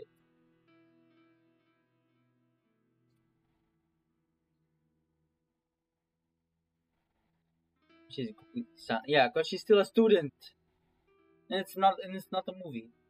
Ryan has seasons now, and he kneels down in front of us. I begin to feel faint as he points the edge of them towards me with a smile. Instead of cutting me, he begins snipping along the sides of my short and underwear, cutting up to the waist. But what is he doing? What are you doing? Michael teeters in the kitchen, letting out a blubbering, choking sound as he struggles to breathe. Saw you a weeks ago. You had no eyes. Heard you. I heard you. You're taking the empty really, saying that you two need to stay close. Thinking I should oblige the quick request. What? The eyeless chase, the thing we saw earlier? There stirs some as a snout, shifting slightly as Brian does the same to his pant leg. Don't worry, I won't get your bits out. He reaches into his little medical bag and pulls out a what? I think you're supposed to shave the fur before you start doing this, but oh well. No, you please don't need to do this. The thing is, so it wasn't me. I see you too. Brian blinks, Kate canting his head slightly. I figured that much, that he wasn't real. You still have your eyes now, for now, and that goatee. Don't square now, or it turns to joint breaking time. And I can always stitch other things together. Oh God. The needle hits me first, at my mid-thigh. I cried, squeezing my fist against my chest. I want to deck him, punch him, do anything to make him stop. I yelled so loud, I slobber onto the front of my shirt, tears once again welling in my eyes. I can feel the metal pierce through my skin, far too deep as it tears through muscle and tugs it back out again. Leo begins to rise slightly as it goes through his leg, though he doesn't wake up. That's one. Stop. Fuck. Two. Stop. Jenna speaks from the corner of the room, her voice unlike anything I've heard before. Quiet, so much though I don't know if Brian ever heard her. Micah gasps, wobblingly, erratically as blood drips from his left hand. He must have gripped the rope for a second and cut himself. Don't fall, kid. The lyric grays as he stares directly into my eyes, pushing the needle in again. So deep, I'm sure it scrapes the bone, and it's like my whole body has been lit on fire. Snot dribbles down my nose. I can't fucking take it anymore. Brian keeps on counting. 10, 11, 12, 13, 14. Leo's writhing has got more intense, and each tug of his leg spreads the puncture wound more. I can't take it. Something begins to move in the corner of the room. Is it gonna be the...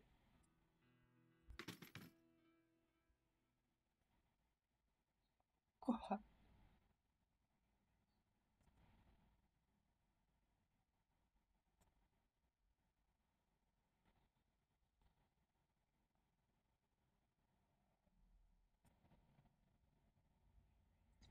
Oh, I'm so happy that he can do that.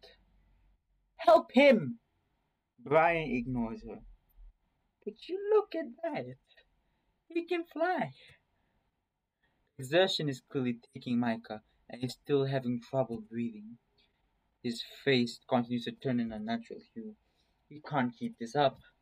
Help him! Out of the corner of my eye, the closet door shifts open further. There's something inside. Someone. A reddish white color, half cloaked in shadow. Eyes wide, mouth open. It moves like there's a strobe light behind it. Its motions choppy and unnatural. It's like it's not moving at all, but rather a series of images projected in front of my eyes, changing every second.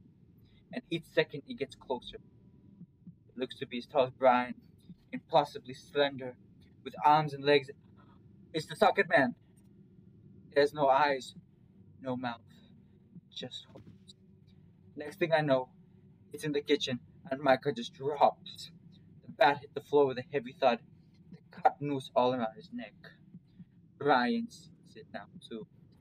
He reels back as if it just begins to approach him. Real! Is all he can say before the bear is yanked out with an immense violent force, his body bending like a flicked rubber band. The contents of his pockets out of his pant legs and a small chunk of flesh smack against the kitchen wall.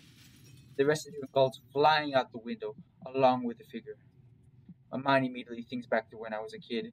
I see plenty of stuff, lots of horrible things, but the psychiatrist said that was normal. Sometimes kids hallucinate. They don't really hallucinate. Not exactly, not like that. And if that was the case, why is everyone in Echo hallucinating? There's a glass scattered across the stained carpet. Bloodstains dapple the turquoise polka dotted drapes, swaying slightly in the new breeze that came through the broken window. This is real, right? Past all reasonable doubt, it has to be. The shock of the situation has eclipsed the pain in my leg, though the brief respite fades quickly. It's wretched and niggling, like being stung by 20 little bees every couple of seconds. Rivulets of Leo and I's blood pull together and run between our connected thighs. I writhe again at my restraints, my head spinning and heart pounding. Even base animalistic neuron in my brain is firing to flee the situation, to make my throbbing stop. Yeah, what is it?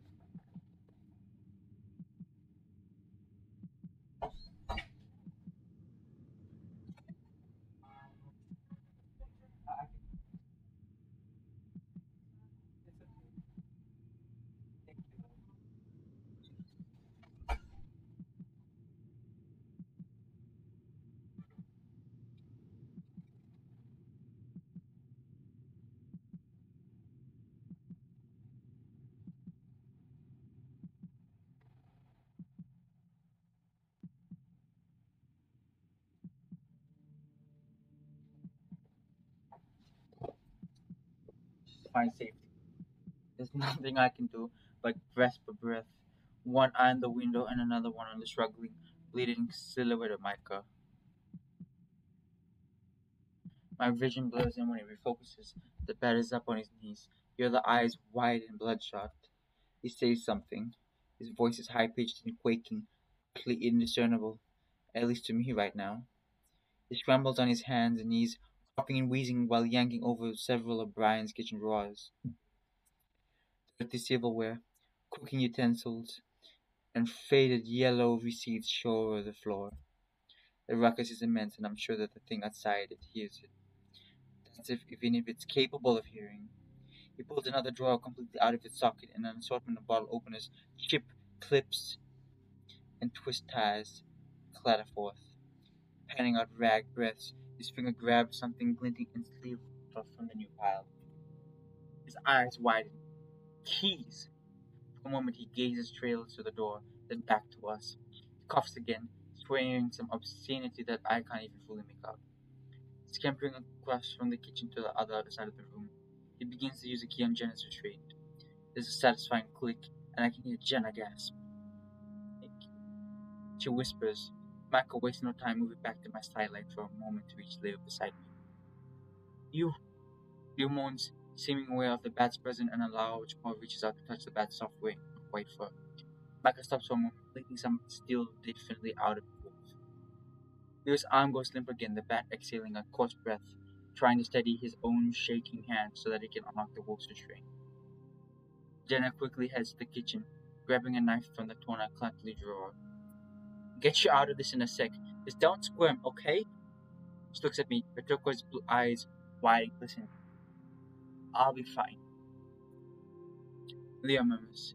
Jenna doesn't even look at him as she brings the blade between our thighs.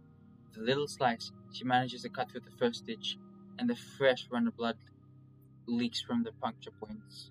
It's as if the wound is hissing at me, my ears ringing, and as I clutch my fist against my chest. Don't scream, don't scream. Ah! I whimper at the knife next second, but it doesn't quite break the string. Instead, it tugs up, widening the piercing, tearing at the skin. Leo stirs, his feet clenching as his half-lidded eyes try to focus on Jenna.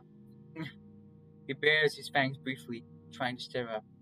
This pulls hard on the stitching, and I can tell what we give first, the stitches or the flesh of my legs. I cry between grit teeth. Jenna tries to pin the wolf back down. Stop moving. You're only making it worse. Jenna tries to cut the stitching faster now. She gets on one rung, two, three. Fuck! Off of me! Look down and see that Jenna's blade tip is stuck into the wolf's thigh, with more blood trickling from the fresh wound.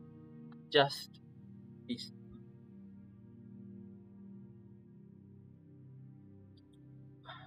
Just fucking give it to me! The blood stops fiddling with the lock and extends a hand out to Jenna, Fennec turning to look at him. She doesn't move to give him the knife, but she does loosen it. Micah doesn't hesitate to pluck it from her, with the deftness of a pickpocket. Gingerly, he places the flat of his free hand against Leo's chest, and with the other, makes a quick slice between our legs in one motion. The pressure keeping us together is suddenly gone. I can finally feel my leg free away from his. So they've been stitched together, human centipede style. The pain is still immense, but nowhere near as bad. You are so fucking lucky. The small baddest moves on is restrained. If I'm lucky, I certainly don't feel like it. Yeah, so are you. Bat lets out a sharp exhale as Leo. Surprisingly, he stands right up, a bit less than steady. It's still not entirely clear that he knows where he is, blood still running down the side of his leg. Micah takes a cautionary step back, though the dazed wolf doesn't appear outwardly hostile towards him. In fact, the two meet each other's gazes for a moment, and Leo slowly slightly. What? Mumbles, bracing himself with a large arm against the wall. Good music, but it's a bit loud.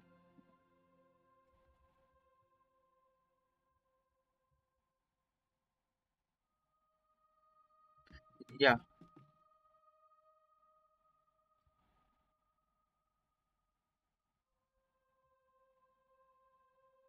I can imagine.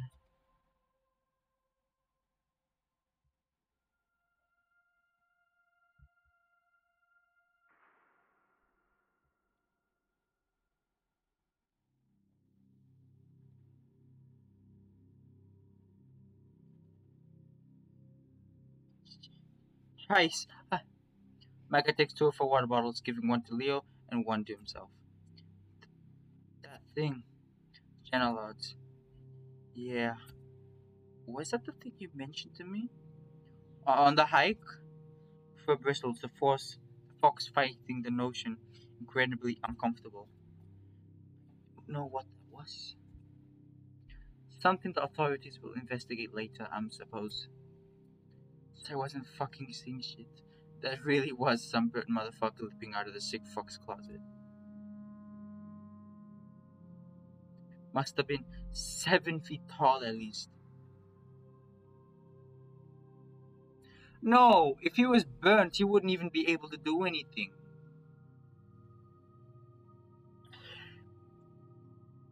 You think he's still outside? Maybe. Brian's in much of a threatening state, though. Yeah.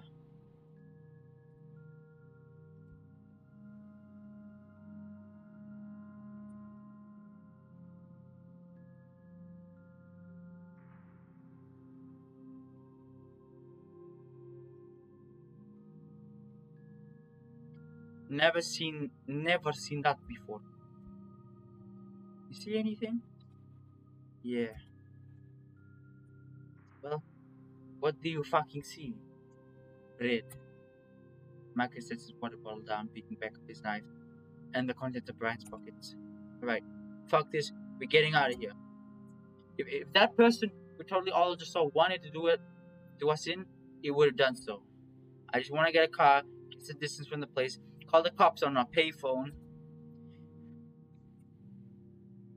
Spend the rest of the night cooked up in one of those 24-hour pancake houses where the wait staff is always around to watch you. Carl, go to save him. Leo bursts out like a spoken belch, his disoriented eyes seemingly swimming in their sockets as he looks at no one in particular. The notion swelled up a knot in his stomach. First fear, then guilt. Carl had been subjected to this for days, and maybe he knows more about the thing in the closet. That's a job for the police. Oh, those gunshots earlier. We would have heard police sirens by now. I'm assuming the phone service and the internet is still down. So let's find the fucking car then. We drive to Peyton, rattle this murderer, abiding fox like our friend, and never look back. Yeah, that's the sound of an idea as any. Let's go. I'm not seeing any car keys here. Pretty sure Duke had his ride. Gotta save Carl. Now. Oh, go right ahead, Leo. We'll be in Peyton. Go right ahead and tell us how that's going.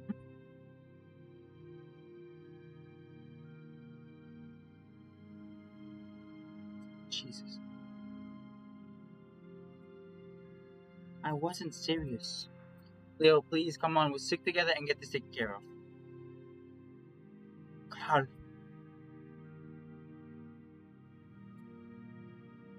Leo, man, we need you. I need you. I squeezed his paw briefly, just enough to show him I'm here as his eyes closed once again. Like a lost child, he squeezes back. Physical contact feels nice though. After being stitched to him, I'm relieved when he lets go. Good to move?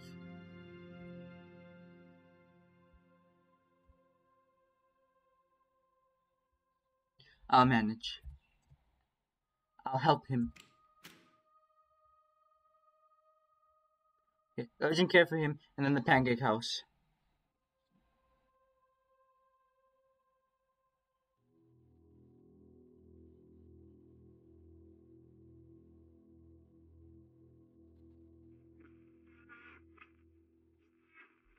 Barely even an hour. I mean, it's only.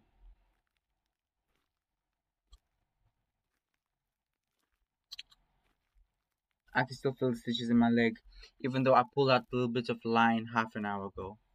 Despite living here a vast majority of my life, even I had trouble figuring out where the hell we were. As I walk out and the stinging throbs with every step, I close my eyes and realize how exhausted I really am. Running off extreme adrenaline for a day will take the wind out of you. So multiple blows to the head and torture apparently.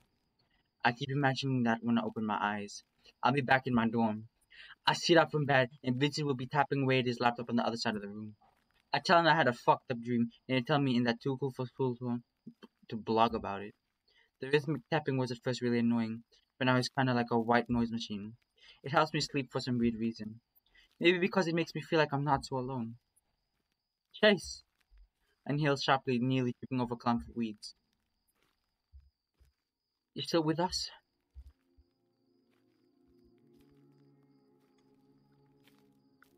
Yeah. Exhausted, but that's to be expected. That's Leo's theme song. Mm. Ordinarily, I love a quiet walk with you at night, though considering the circumstances. She pauses, looking over her shoulder. Well, it could be worse. You had a guardian angel. I'm trying not to think about it. None of us had gone around to check out where Frank was. In fact, we all made a beeline in the opposite direction. Ordinarily, the light of the town would have guided us where to go, but everything's dark. The moon, our only real source of light. And even that is particularly obscured. The productive thing to do is to just think ahead right now. We'll come into town along the back roads, get to the motel, take you apart.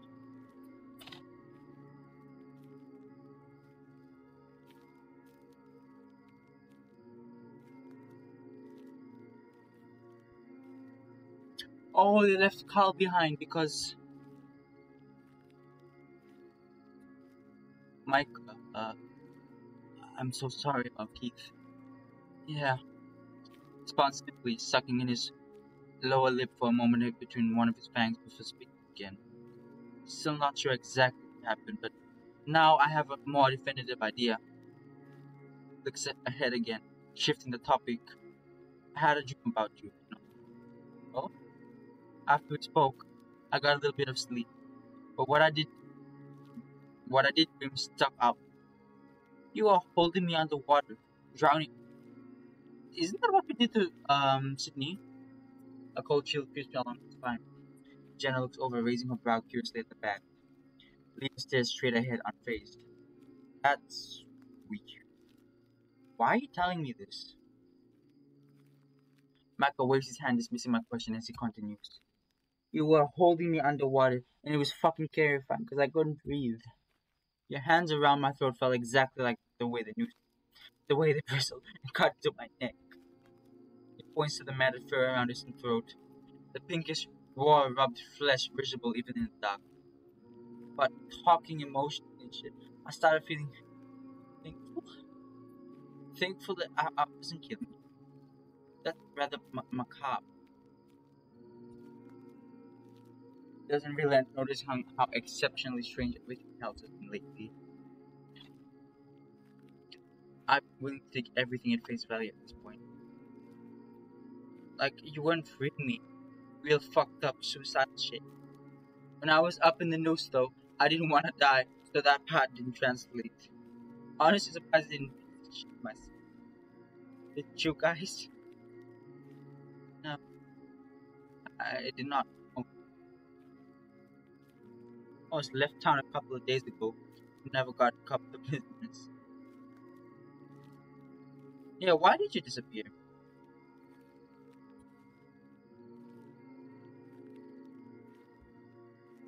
Lotteries. What is that?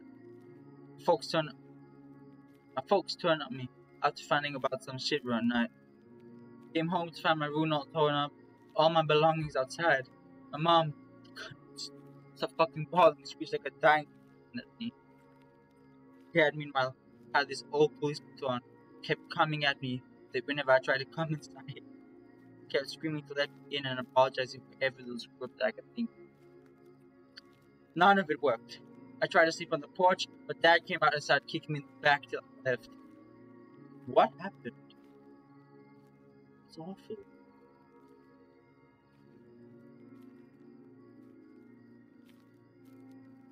Keith was gone, and I didn't have anywhere else to go. Wasn't too popular as I recall, even with Heather. Flynn and Jeremy, they had their own problems. They told me. Words catch Micah's surprise. The wolf staring at him from across the shrubbery. Hey, I know we just survived the near-death experience together, but no need to be getting all actively separate.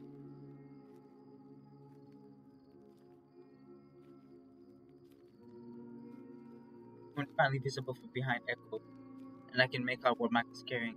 Ryan's cell phone. He's gonna try and take that as evidence. As he moves to push it back into his pocket, it slips and it clatters against the rock beneath him. Fuck. I'll get it.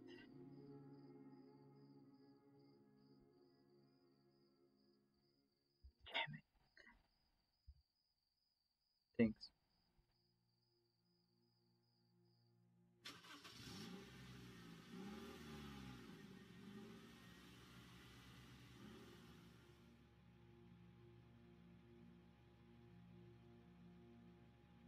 Let's do.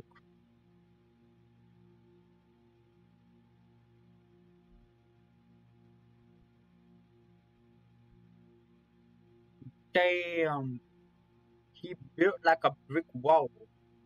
Well, that's what we look like. And Micah and Jenna. What the? Is that the dream? Jenna reels back, eyes wide. I wasn't there a moment ago. She mutters, craning her head to hear that the red didn't wait to see who was behind the wheel. After a moment of inspection, it's clear that there's no one inside. Jenna. What? Jenna, this is the fan from the dream, the one I told you. Oh, come on. It doesn't sound incredulous to my claim, just exhausted. She crosses her arms tightly over her chest, not letting her eyes leave sight of the idling vehicle.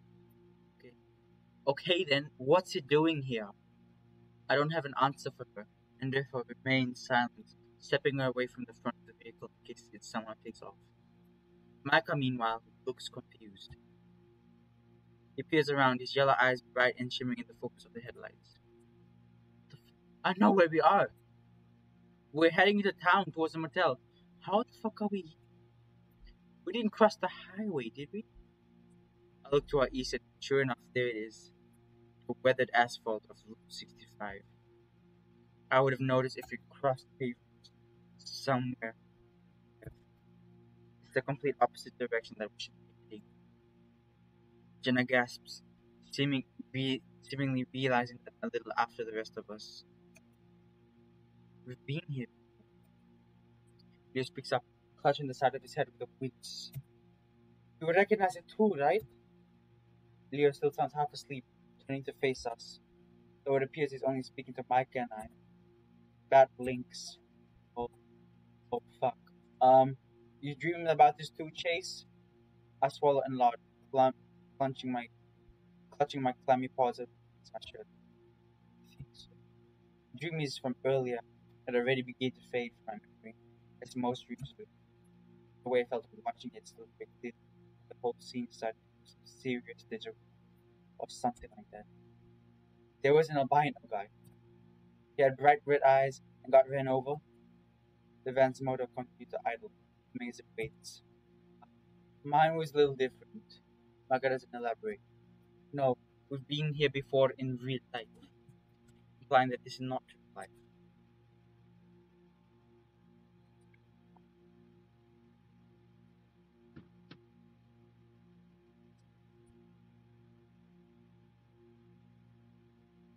Keys are in the ignition, and there's this big red glare on the dash. Maybe a check engine light? This thing hasn't been used in a while. Sans, who's ever turned this on? But I'm no mechanic. Leo is. Leo is. Doing something! Leo? You're welcome to take a look if you're feeling up to it.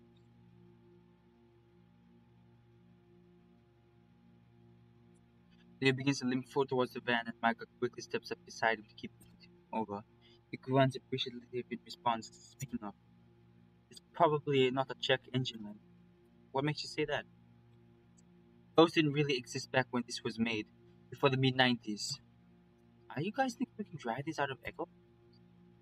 I'm a little more concerned with wondering who turned this on in the first place, and how we even got here. But that's an optimistic thought, Chase. So maybe this is a gift horse that we're looking squarely in the mouth right now. Doubt it. Micah rasps, helping Leo prop himself up against the driver's side door as Jenna steps aside. The light looks like it isn't coming from the dash.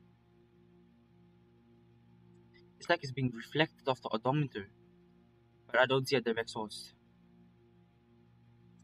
That's fucking.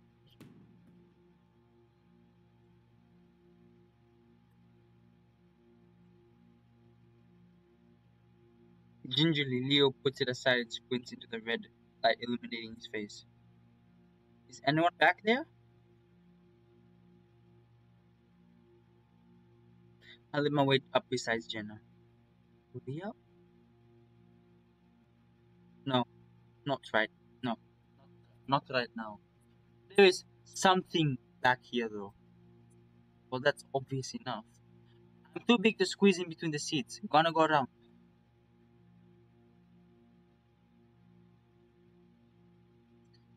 Fucking deja vu is something fierce right now. You too? At first it doesn't budge, but after another hard tug, door flies open. One door partially unhinged as it dangles to the side. There's something standing in the middle of the van. On three, what? The LED light projects from something on the top and begins to flash on and off. Oh, a camera on a tripod? Why are they recording us?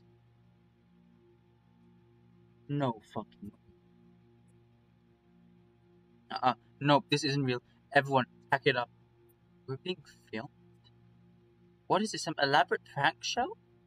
It's 100% not funny. I don't think a prank show would actually harm someone's process like what Leo and Chase had to go through.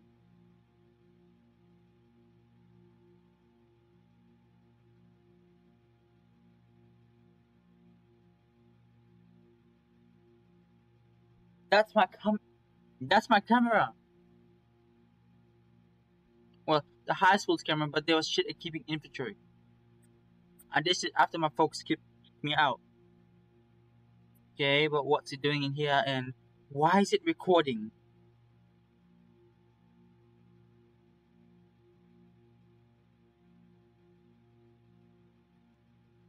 Either this is one fucked up joke, Wolf Boy, or I'm beginning to think this is the Hum's doing. Hum, he mentioned that before by the hotel. Wow, haven't heard that word in a while. What's the hum? It's hard to describe. Bad dreams, like we talked about before. It's kind of like vision quest shit. The spiritual stuff that Keith talked about a lot. Wasn't good vibes though. Bad energy only. Feels like only really happens when you're sleeping and I'm wide as awake. He extends his arms out to his sides for a moment before gripping the van's door, thumbing it at the chipping point. I haven't thought about that in a while. Jeremy and Adam talked about it when I was younger after I mentioned seeing the thing we just saw half an hour ago.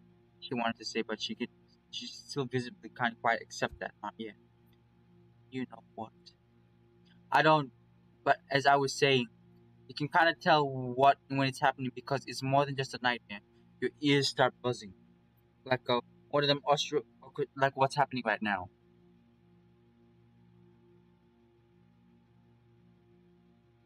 You hear it too, like right now.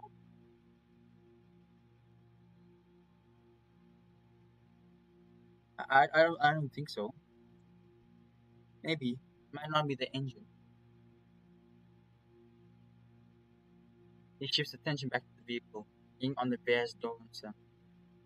Spooky ass ghost van engine. The metal frame of the van seems to rattle in response, but that might just be my imagination. Sometimes I go out into the hills and just camp out away from home, because the harm wasn't as bad there. Heather did it a bunch of times ago, though. She had other reasons. So I suppose then you'd have the theory about it all this. One based in what? Masita spiritualism. Honestly, I thought it was like some Raiden posing or something. But you get the hum in a few other places around town too. I've slept all over. Australia, the lake, this van, they're all real hummy places. You slept in this van before.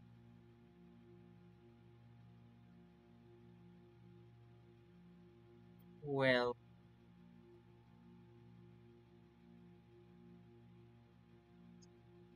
we both briefly.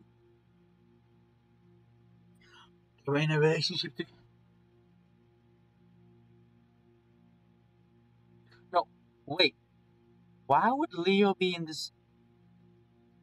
Why would Leo be in this thing anyway?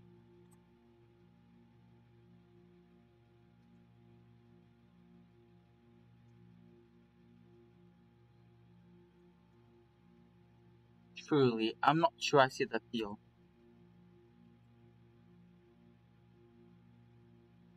Hold on, you're not saying. Oh, so stupid. We were both fucked each other. Micah squeezes the bridge of his nose, closing his eyes as if cringing at himself. Such a skeevy little bitch back then. I don't know why I pushed. No, I didn't mean for that, Mike. I meant for what happened after. If I did rough and I didn't care, or if I did, I didn't because of what happened. It's like an outsider looking into some intimate conversation I don't understand. Just a feeling I can't say I felt when I'm around Leo. He's always gone out of his way to include me in everything. What party? What are you guys talking about? Chase, 2008. That Dia de los Muertos. That Dia de los Muertos party at the pastor's warehouse. The one where you told me when you were gay. Not because, okay. My parents had got me watching on the computer, and I was afraid to come out to them, so I went to some party. The night itself was kind of a blur. Getting in a very brief fight with the guy who dumped me on PJ, then waking up with Leo over me, eyes full of concern. Somehow I ended up confiding everything to him about me being into guys. Apparently I had a hunch about it, and next thing I knew, he was ushering me out of the old warehouse to walk home with him. Kissing the rail yard by his house, and that was about the start of a relationship proper. Still, something always seemed a bit off about the party and about the way Leo was acting. I think I remember some good dude trying to come up to talk to him. Leo telling him off before insisting that I not ask about it. Seemed really serious. Want to ruin a good thing or something like that. I didn't get a good look at the guy he talked to, but he was carrying a camera. The wolf taps the side of the tripod with his fingertips. Leo, you are reproducible. Jenna's voice is cold and curt. Jenna? What? Shut up.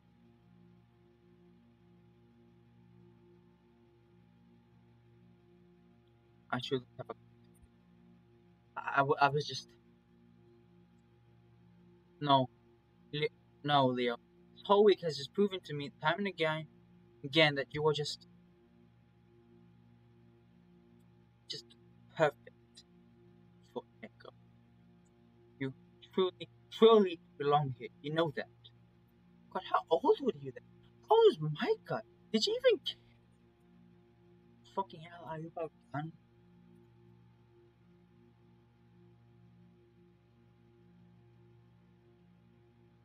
What was your choice?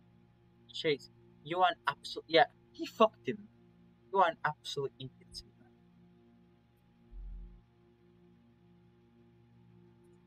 And I abandoned you. None of this makes any sense. But all your actions completely do. You're just also perfect for this time. Thinking any of that was okay. It isn't. I'm gone. Done. Jenna! Hey.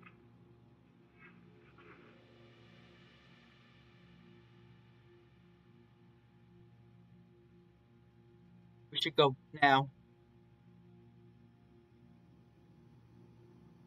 That sounds like Chase. Hi.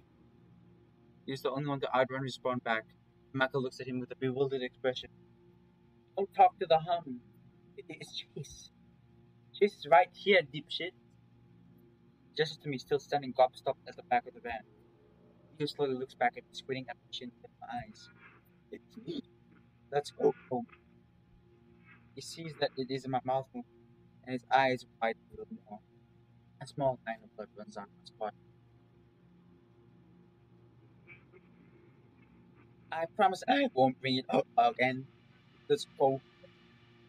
Who gives a fuck what the others say? You know I'm right. I was saying those exact same words to Flynn blasted us for skipping Jenna's birthday party in 10th grade. I convinced Leo to hang out with me instead. I was addicted to private time. I promise I won't bring it up again.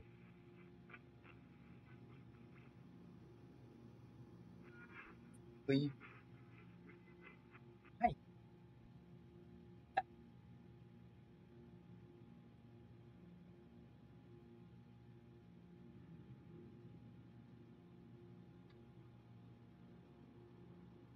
Leo, Keith always said not to talk to them. That's what this shit is, no doubt. He's serious. It has a voice. Apparently, it's your fucking voice, Chase. No wonder everyone's so damn rounded about you. That explains a lot. But why? Do I look like some kind of Mesita wise man?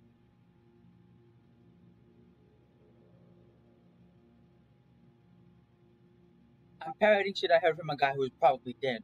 For a while, when I was younger, I thought I heard Keith's voice too, telling me that shit I wanted to hear, but the shit that wasn't. So I got the fuck out. I can't handle this. I'm going to do what the spooky van wants and leave. It's not. Voice in my head speaks softly, like a whisper from right behind my ear. It's a masculine voice, but I'm not old. An older man with a kind of old western. Uh, Arthur Morgan, Million.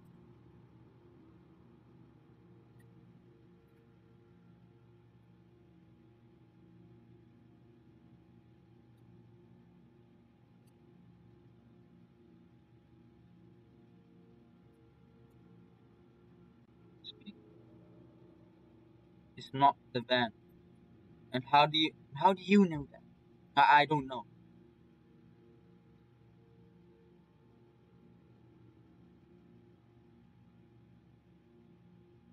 It's, it's me. That thing. It follows me. I thought it was you, but it's not you. You're different now. Leo, I love you. Please. quiet for a sec, yeah?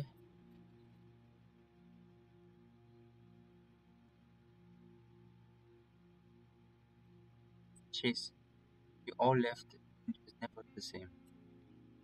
So I tried to cope. I remembered all the stuff you used to say to me, even the naggy shit, all your banter. I imagine every day at work that you were there with me, talking to me while I'm fixing cars. I pretend I'm teaching you about the basics like changing oil or replacing headlights. I know it's not riveting stuff, but in my head, you love me and I love you.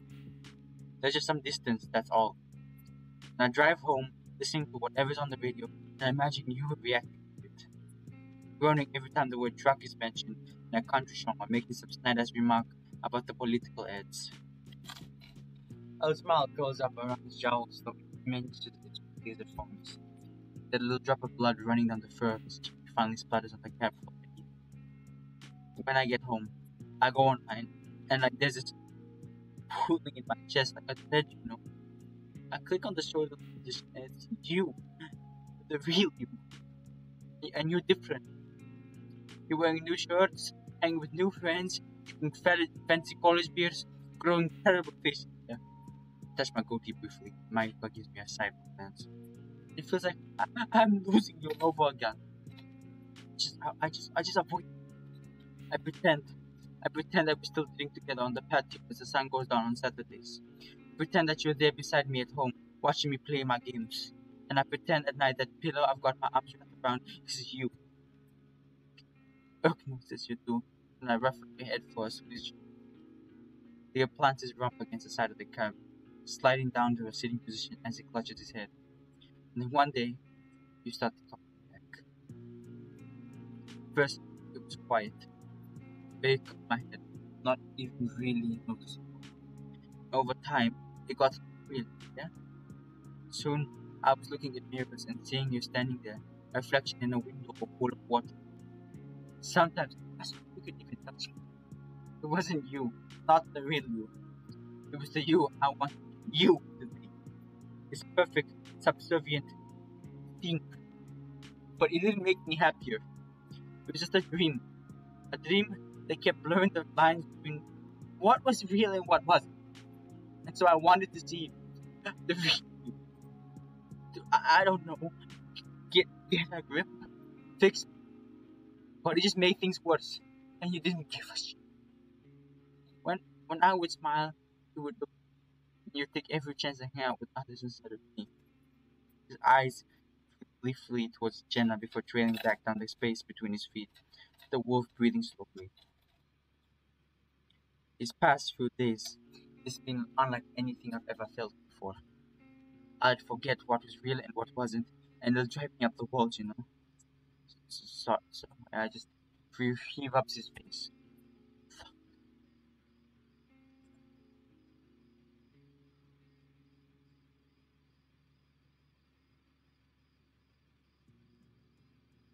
So this thing, we're all saying, is manifested by this some sort of tulpa. A tulpa. The name sounds familiar, like something Carl mentioned to me in passing. Gleeman, a more advanced version of an imaginary friend. Fenwick frowns deeply, thinking. Process of induction, visualization, thought form, and other mental forcing can stimulate the forces of a psychosomatic happening. Generally, you see it with people who say they talk to Jesus or other religious icons that encourage prayer and meditation upon idols. You're saying I'm like some kind of worship idol? Sure. That still doesn't explain why we can see and hear this thing. Honestly, it's more like we're enduring some sort of collective traumatic hallucination. But right now, I'm just spitballing here to rationalize this. Person that others can see and perspective, born from a dream. It was the radio, though it doesn't chime in. I think it's gone. I think it's gone. Jesus. Just put out chases you trying to keep it.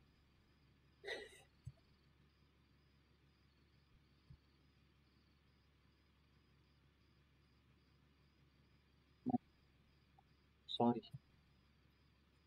it's fine. No. What do you mean? No. No. We may be just messing around, but it should had shit rough it from everyone. Just didn't want to think about it, yeah? Just disappeared one day and after that.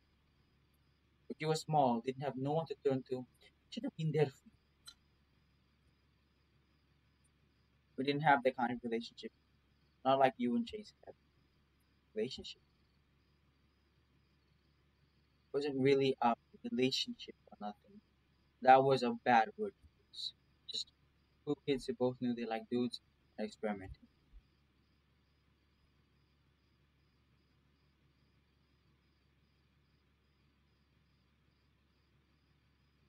With a 700 camera and a 3-year age difference,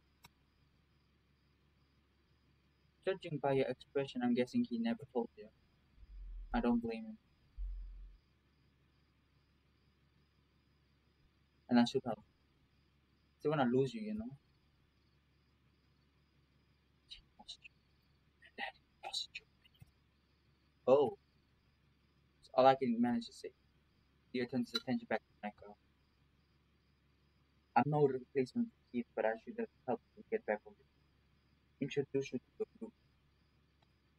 Dios, you and Chase would have gotten along after a while. Didn't you want to be a journalism major? It was a lifetime ago. You could have taken your fair lesson, show you how society works. Come on, you probably don't even know how to do your taxes. How? Fuck taxes. Government and being shit. Anyway, if you want to get ahead in life, you can't rely on others. Gotta get it for yourself. That's true to an extent. You should learn to be independent, but then you should also learn to rely on others. Interdependence. It is.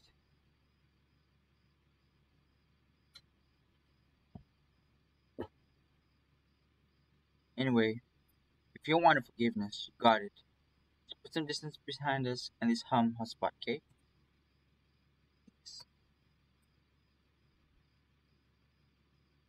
Glad you finally woke up.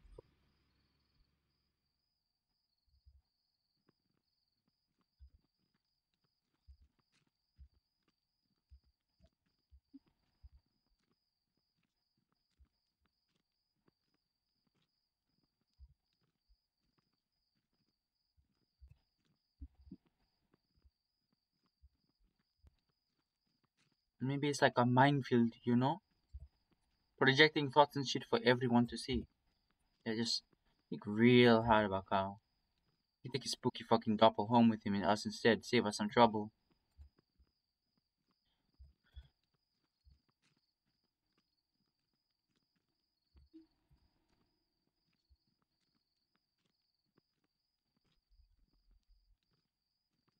Is this the route where like that guy that got run over by the car was?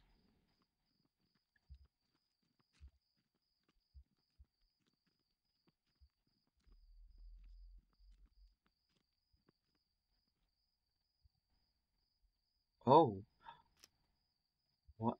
What? Just do it.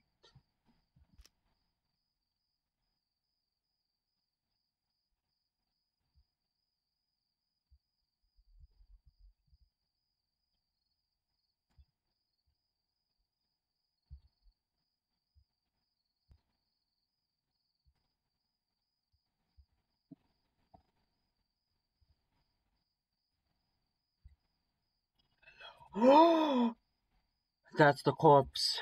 After all this time to end up here. The voice almost sounds like it sighs and goes silent.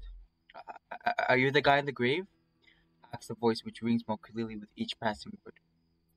The way he sounds is like it's right here, despite the unnatural cadence. The voice in my head. I whispered to the skull, compelled to touch it. Any skin of fur had long since rotten away. The head itself is a yellowed ivory color. His clothes, from what are visible, are in tatters. The remnants of a bottom-up shirt and suspenders can still be seen. The voice doesn't respond as I ask another question. Who are you? Tumbleweed, okay.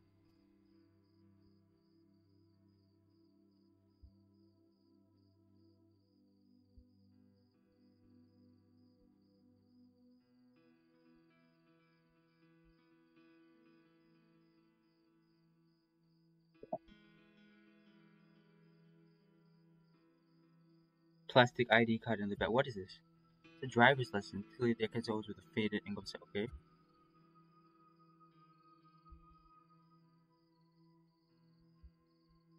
Samuel Ayers. Date of birth. 1890. The picture of an elderly pale feline with stark reddish looking eyes that remind me of slightly of Leo's. He looked haggard and sad. Ancient, really. Relic of another time. The man from my dreams. I should be terrified, but then again, I still feel disconnected. A passive VR who can only sometimes speak without any control. Now you know. So the guy that was possessing us is named Samuel Ayers and he was born in the 1890s. I've never met a ghost before. Not a ghost. Then what are you? Maybe something like the radio and the fan. Just old and changed. It's gone, but I'm still here. Clinging to you like a lost bone in the open water. We've been together for some time. Didn't see one another for a while, but you came back. You always come back. Oh, is this William Afton? They always come back. I don't. I try love trying to wrap the head around what he means and what's really happening. I lean back, some feeling less resistance to my movements. I feel weird, like I'm not really here. You felt this way for a while now. It always happens like this over time. You're just a little stronger with me. My gaze is pulled down to the license in my grip. Again, I read my name, Samuel Ayers. It goes quiet for a moment and speaks up again. His voice falters a strong conveyance of emotion in his otherwise stilted monotone presentation. I speak up again. There's something wrong with me. It's like not doing things on my own anymore. I'm with you. You are indecisive by nature. Well, how? I choose. Does it explain why at the end of Leo's ride it was presented like a choice, but then we didn't have a choice? Why are we connected? How do I make all of this go away? There's nothing. You came back to find the truth. Or that's what you told yourself. That you've known it all along. You just bury it over and over again. Each feeling uncomfortable moment of horror. You can't face anything, you just like him. The man with a head that's always too tight. Brain splattered on fresh glass. Eye needles and a whimpering child. I don't. You are weak. You're pathetic.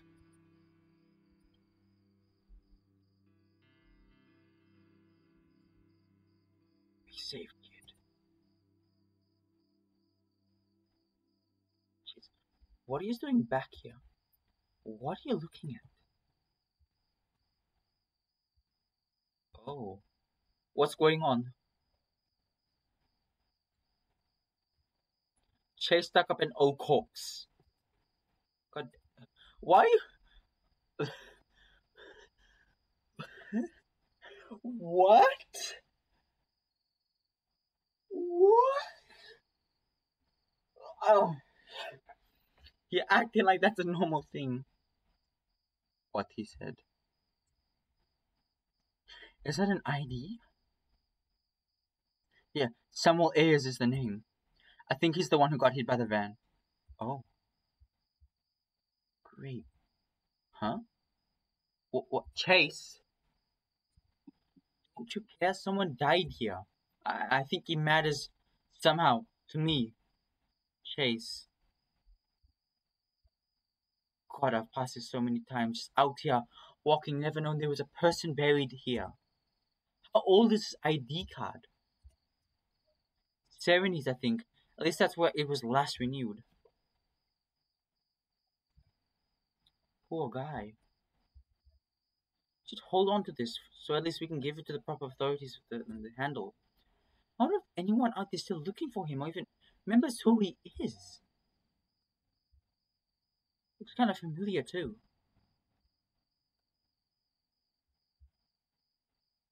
I think he might be in my head. Well, tell him I said hi. We'll deal with him in a bit. She's just like Cynthia. Who's Cynthia? It says you're just like Cynthia sometimes. Uh, Chase, please don't listen to the voices in your head right now. She responds curtly as Micah arrives behind her, Leo hobbling at the side. You okay, Otter? I look at him for a long moment and answer honestly, I don't know. Same. Just get going, okay? Chase, you can keep leaning on me if it hurts to walk.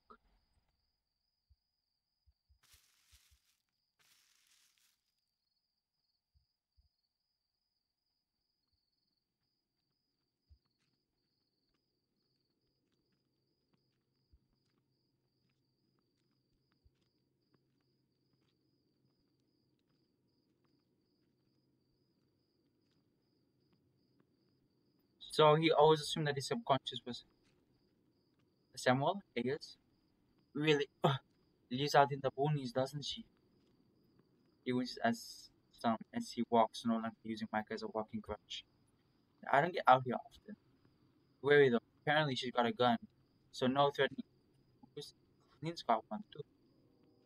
So I swung back out on my place so that I could grab my piece. Dear, for God's sakes, we're not getting in a firefight tonight. But my aim's better than the two junkies with the pop guns. Oh yes, the heavily concussed hobbled wolf definitely has the advantage over Cliff and Heather, both of which spend a considerable portion of their free time shooting random objects in a trailer park. You know, because I grew up listening to it. She ain't lying, at least for Clint, and he ain't no fan of you.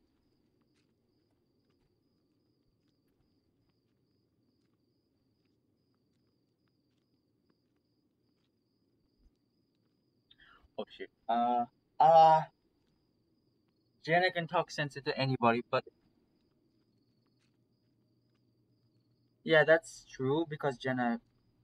But then they wouldn't know. I mean,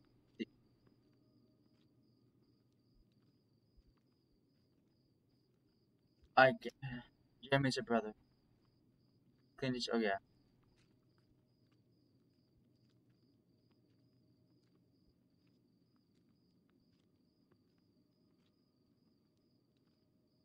I feel like I made a fucked up choice.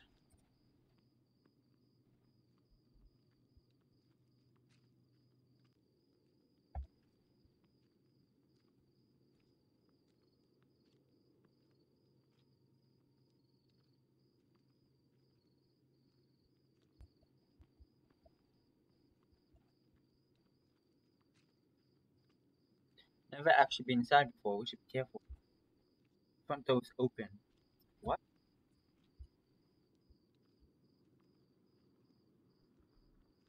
Hunker down. Let's get ready.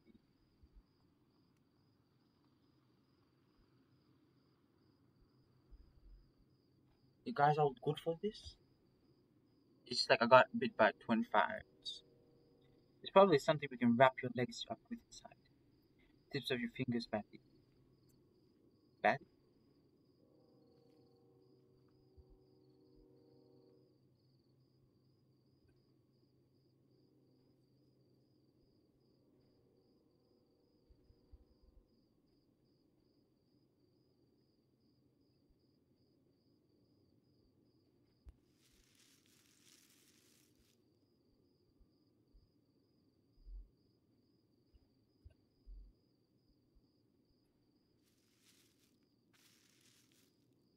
TJ!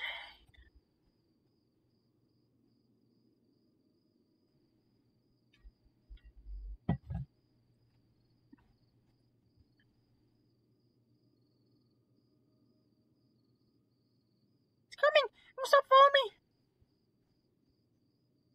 Shut the fuck up. He's hysterical. I'm not going to punch I'm not going to punch TJ. So I'm gonna get beat up by friends and it's totally fine.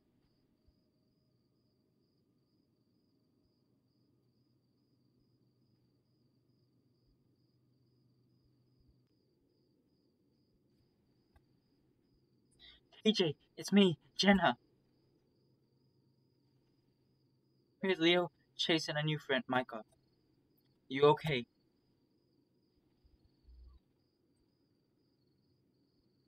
Pickup truck.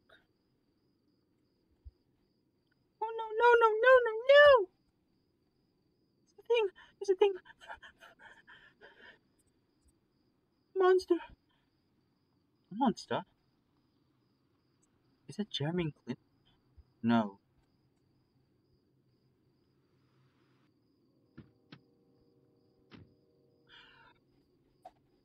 Flint fucking hell.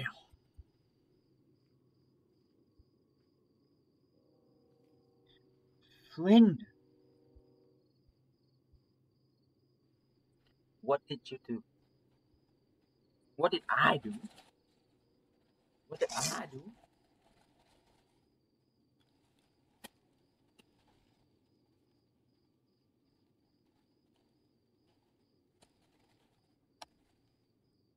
Like to know? I was searching for Carl. The next he's just staring at me with this crazed look in his eyes.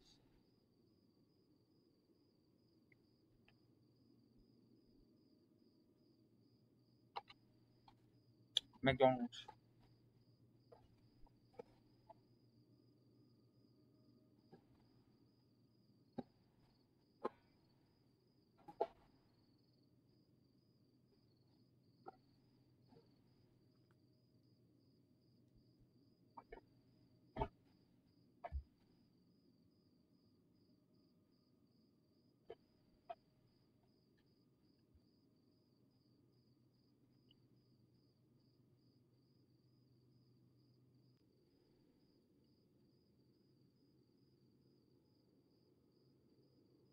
Okay, here's a gun. Fuck you guys been up to.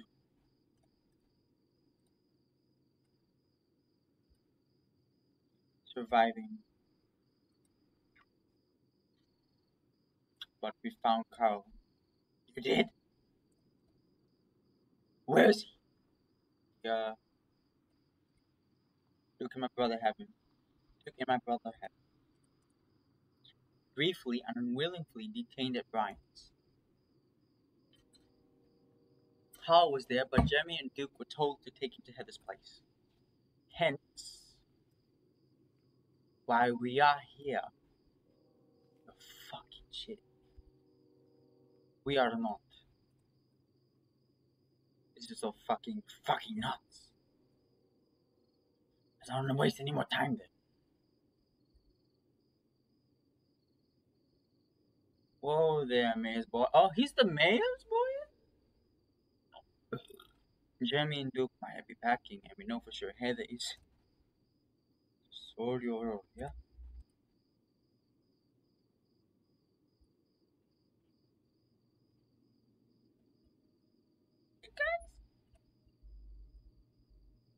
Kitchen? Hello. Welcome back to reality. That Hum's nasty stuff in the kid. What are you talking about? There's not too sure he'll be fully back with us just yet. Okay, enough of this. Boy, what's the plan? I don't see Jeremy or Duke's right out front, so I assume they're on there. We should take a closer look around inside, but we need to be careful.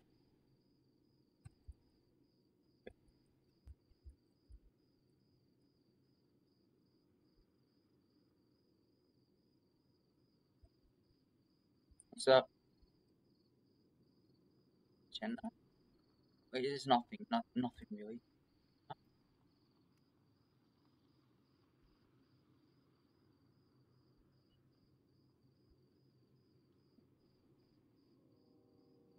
Come on. The fuck is this? Ah, nah, somebody dying in that room.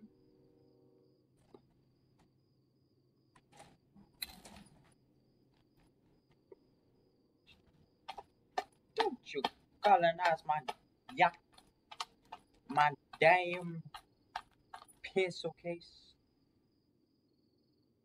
Look,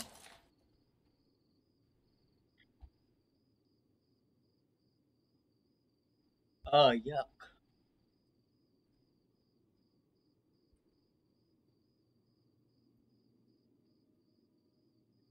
Is this a children's bedroom?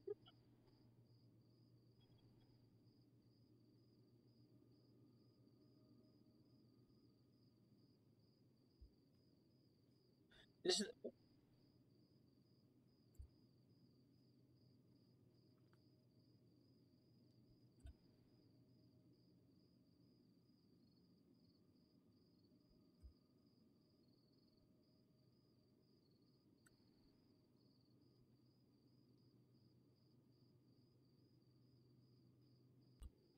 It's like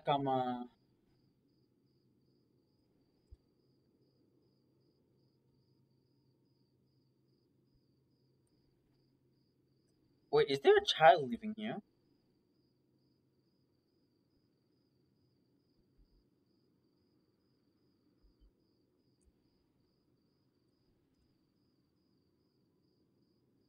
Guessing they didn't get a permit for this demo.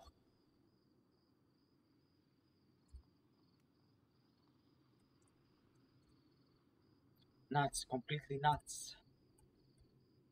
None of us come here. Never actually been inside before. That never lets anyone in. I can see why. Then the rest begin moving down the hall. Wait, is this like an actual child's room? Or is it like somebody living in a child's room? It's kind of weird and familiar in a way. That's all I can say initially until I begin to start placing why. There's, yeah.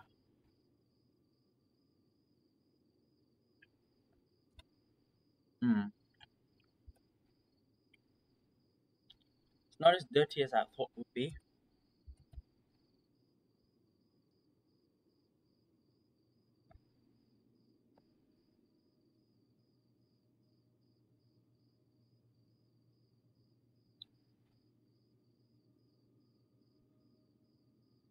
Heather? Oh, okay.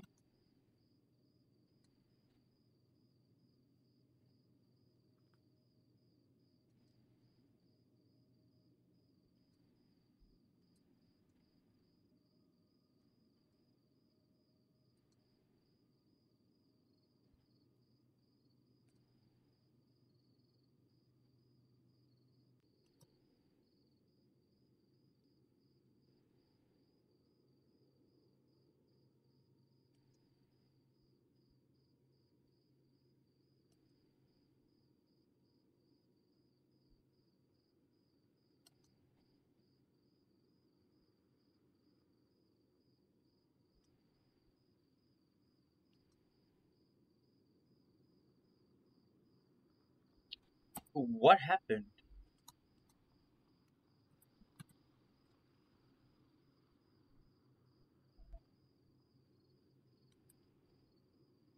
Being a better teacher? Yeah.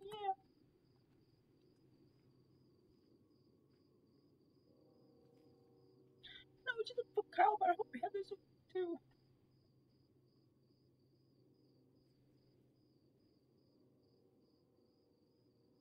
Yeah.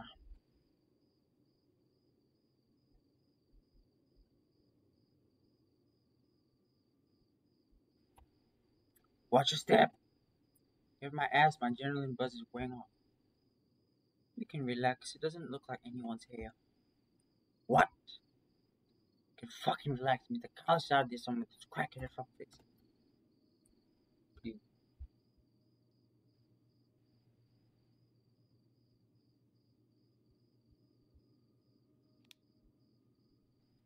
Yeah. Okay.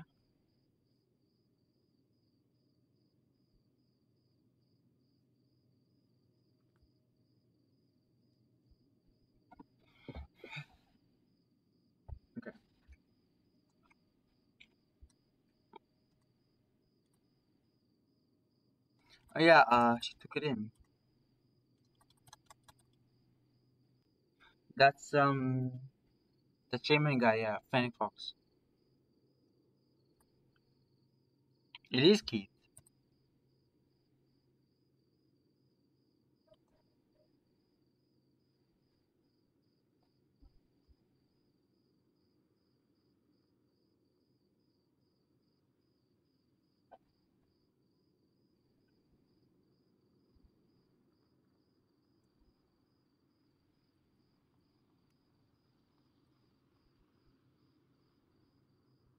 Okay, so we've actually found out.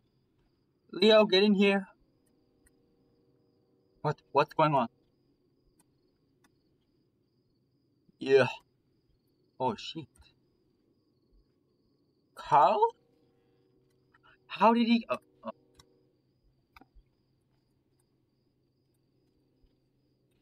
and I pierced the crab, white and bloody. Uh-oh. Uh-oh.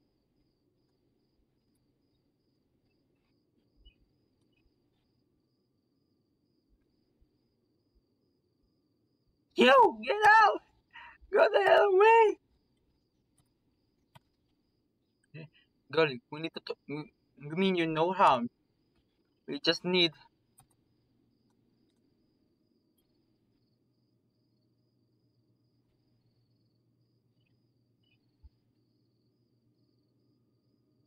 It's a man. It's Red Smith. Okay, who is that?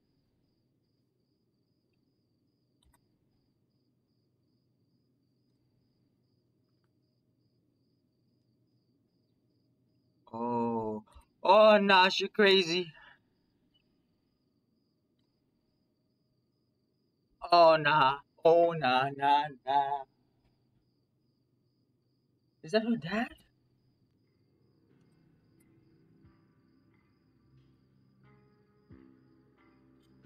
Yeah. It's me, Micah. I don't care. You need to go.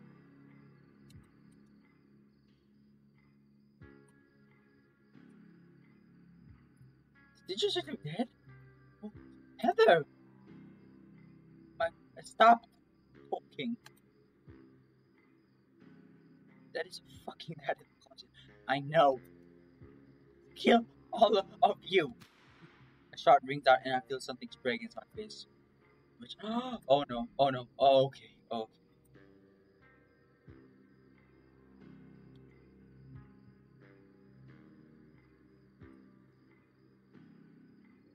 Heather!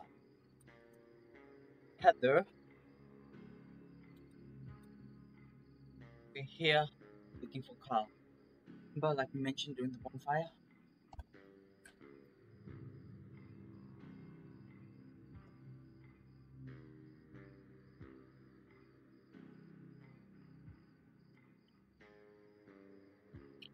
Oh, you're pointing at him.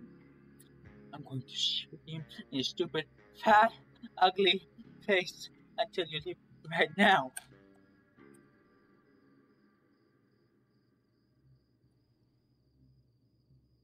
Mind your jinx.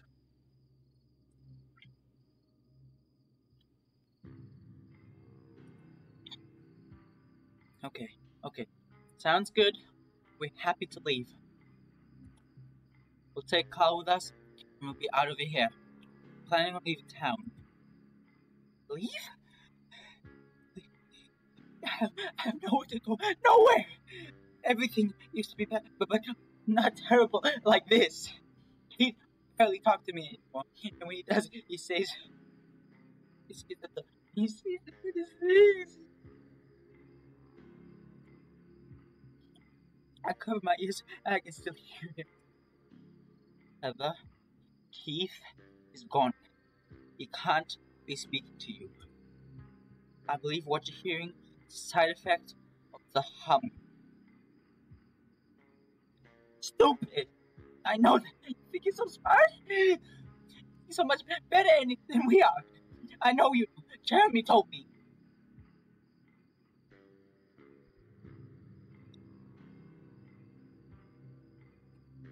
Begin to press your finger closer to the trigger.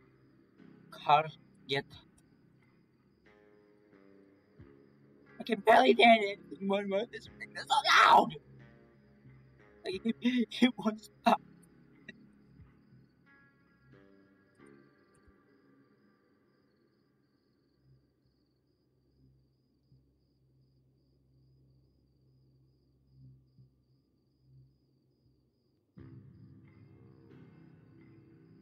Everyone said I'm stupid. I've never done anything but run away like everyone else. It's nothing to do with what Brian or Jeremy or Clint or anyone thinks will fix it. All time so shit. No argument there. My God. And it's not your fault. They're wrong. I don't even really know you. This town is evil, and I'm gonna stop it. And I'm gonna do something my life for once, and I'm not gonna be played. It's what Keith told me all the time before he went away for a while. It's a bloody folder with book strapped to the front. What is that? That's the snake reclamation window.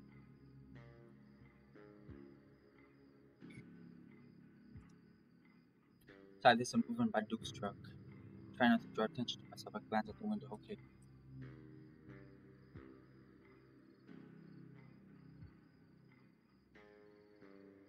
Heather, what do you mean? How are you going to fix the town? I'm gonna make it so there's no town.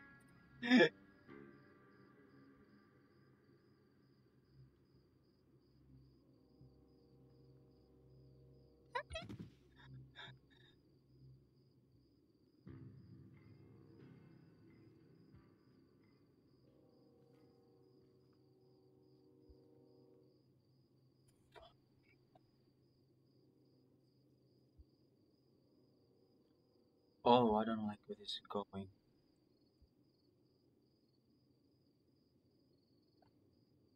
Everyone all right? Yeah. Peach. I don't want to look at that anymore. There are no objections to that. Jenna walks over towards the blanket Carl is hiding under. Gingerly, she pulls it off him, exposing the rough-looking ram on it. He flinches at first, but the next thing I know is Jenna's pulling him into a tight aw.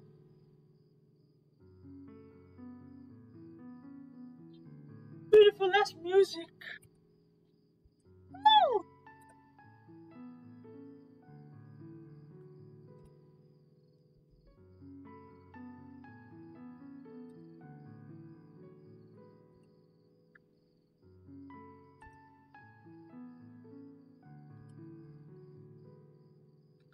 Oh, we called with me.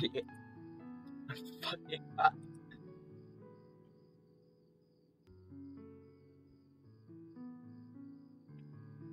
dude, I'm going to get him some water. Imaika, come with me and look for some food. Something that will go down easy, yeah?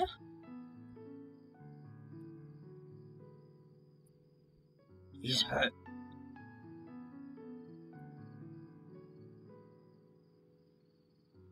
It's pretty surface level, which definitely should get him to doctor later. Wait, we free? Looks like it.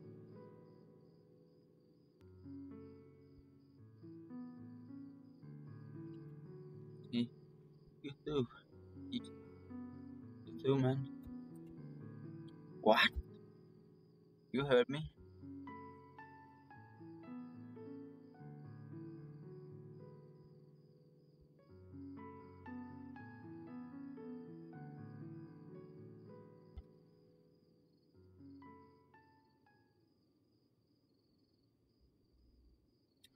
Damn, he a lot.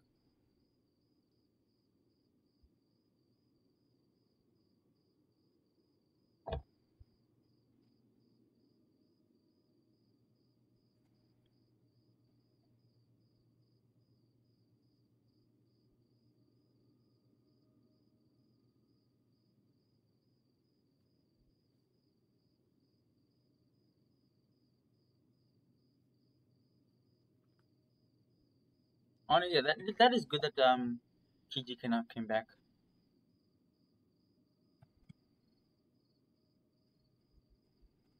Don't give me any of that fentanyl shit. Are you sure? This guy's a pretty deep people and it'll be a long ride back to make this.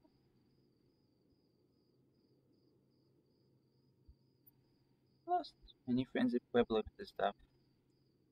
You went to Pueblo? Well, it wasn't exactly a road at the PU.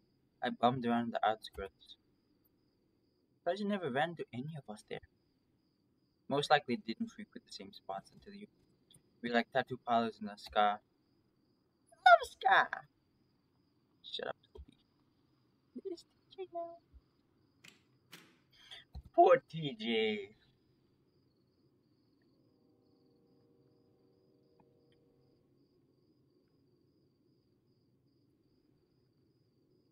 Sounds like a good plan. Give him a shirt, man. Cover his dick. That's it. Gosh, oh. Any sign of Heather? No. Last I saw her, she was heading northbound on 65. What? Fucking beats me. The dam. Oh, fuck. I shifted me. She's heading towards the dam. Her dad works there. Worked there. And she took that folder with her when she left. The one about the dam operating procedures. Really? I didn't get a clear look at what she was looking at. Yeah, I'm telling the truth here. I believe you. Are you saying Heather's gonna fuck with the dam? What else could she be doing? We all heard her speech, right? Bitch was screaming. Bitch can barely operate a doorknob. You think you can operate a floodgate that size? Pretty sure I remember her dad brought her up there to work a lot when we were growing up. She hated it.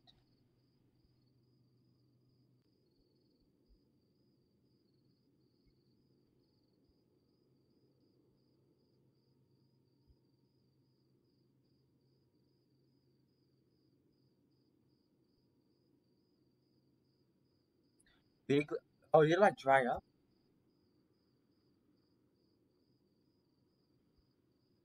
I wonder if like the lake is like has something to do with like all of the supernatural stuff. Like I don't know, it's kind of like like a situation in it, but like the turtle or something kind of like I don't know, crash landed or like something caused the lake to form. It's because like the fact that it's ancient kind of gives the impression of that it's been there. Wait, hmm? So you know what Heather's plans, and you all still intend to leave? Yes. No way she can manage what she's planning. We got to get Cal, the rest of you, some medical attention. Sure about that? Got his dad keys, the codes, the guidebook, presumably she got pretty keen knowledge on how this shit works. Oh no, please, I don't want. You think they're going flood? I hate to say it, but we should go after her. What? No way! Absolutely the fuck not! There ain't no goddamn way you're making me drive the opposite direction of ending this whole nightmare of an evening! Oh, that jump cut was like, fuck you. I knew you had some common sense in there somewhere, maybe even a heart. Stuck in here because I'm a fucker who goes to the shooting, so please don't watch your asses. Yeah.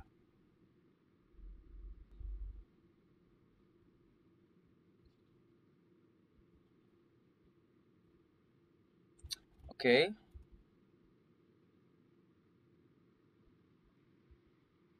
I don't know.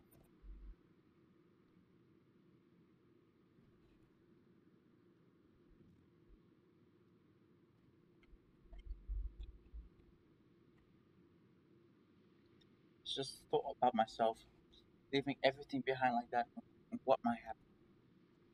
Didn't want to be that person.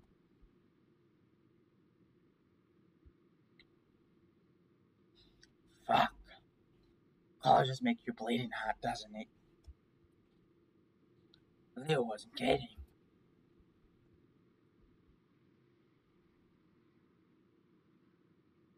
comic chase. I know you didn't have to, but you mean what? No problem.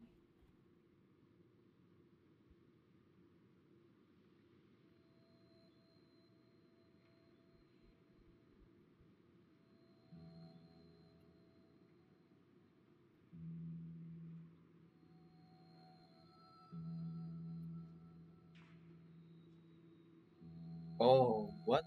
Is it gonna? Are we gonna see the soccer man again?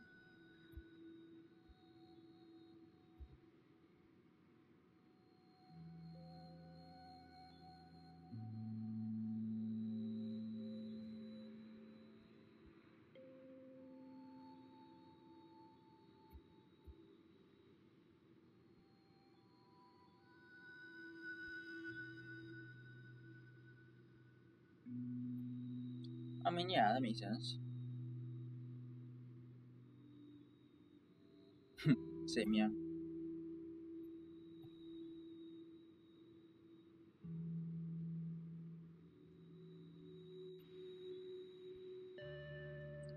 Hello, good sir. Freeze. Hello? Someone's over at me. Hmm? Hello, good sir. That same voice, crackling old, spoke in the same cadence as before. I glance over. Finn's gone back to focusing on driving the Jenna. He's looking at the low blankly. No one's reacting to seeing them. Hello, good sir. Is that a voice really? Did you feel some sort of vibrations from the walkie-talkie?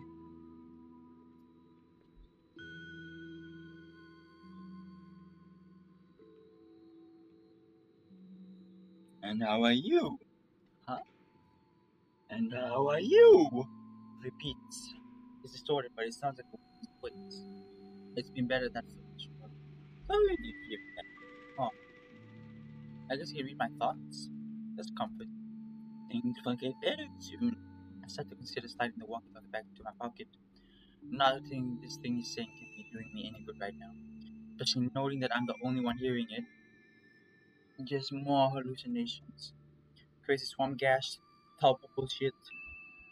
Doesn't seem to be saying anything yet right now. The minutes pass and I begin to panic. I look past the device in my palm at the night sky reflecting upon the surface of the lake. A streak of white light where the moon is. Not your fault, comes a little clearer. What do you mean? Not your fault. Tensions pure. The words start coming out even choppy as if pastry chips clip from an audio. It's a happy act. No one cannot fault themselves for a happy act. What are you talking about? I wish we could talk more. You have places to be. Places to be.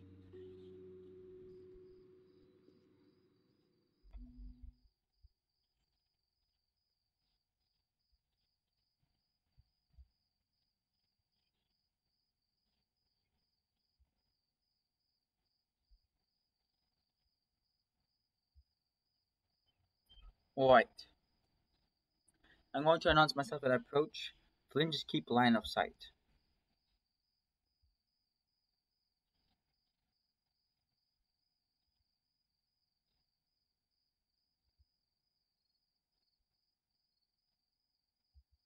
Well, that's a theory. A game theory. Hey, I need to sit up. Flynn's eyes and outcropping along the side of the canyon edge next to us pointed to it. The slope isn't too steep to climb, and the bushes and rocks are a natural cover for a vantage point. I'll be up there. If you need me to shoot, just make the Charlie horse symbol behind your back or something. Charlie horse symbol?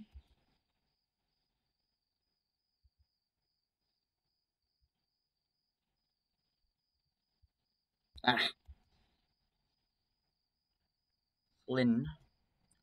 Unacceptable. I'm heading up.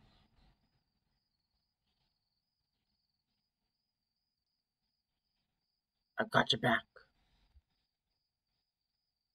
Thank you, Thank you, Flynn. I'm glad you cooled down since your outburst at the river. I know how much you wanted to talk.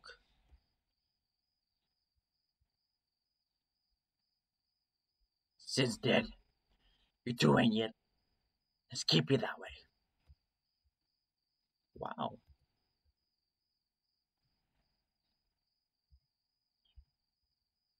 Not too late to back out, you know. Come on, Chase. Of course, I do appreciate the sentiment. Always just take Kyle's advice, though. He spoke to you? He zonked out in the truck. At last I saw him. He mumbled, "Suplexer."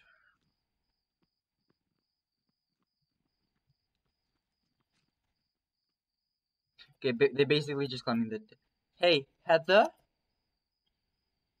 Oh boy. Chase, you may want to get back. What? No, I'm not no, I'm not leaving here.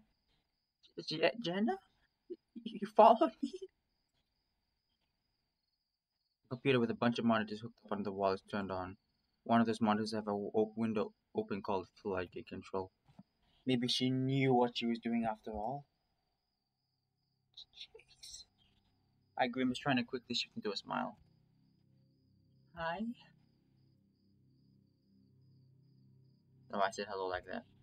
Long night. My throat. We wanted to make sure you're okay.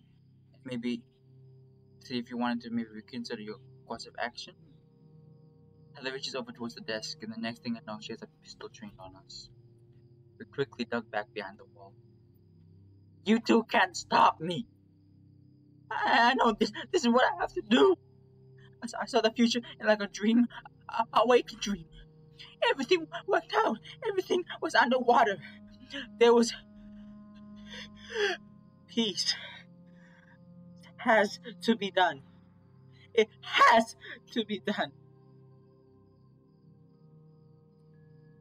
It's quiet. It was a dream. But it wasn't a dream. You know what I mean?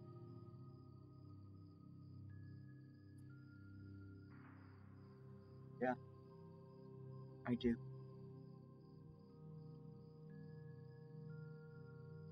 I think we all do this at this point.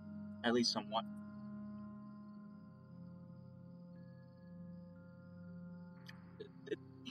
Then you understand? You don't you?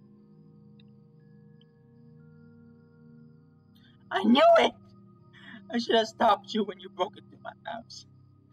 Bad. Just like the rest of them.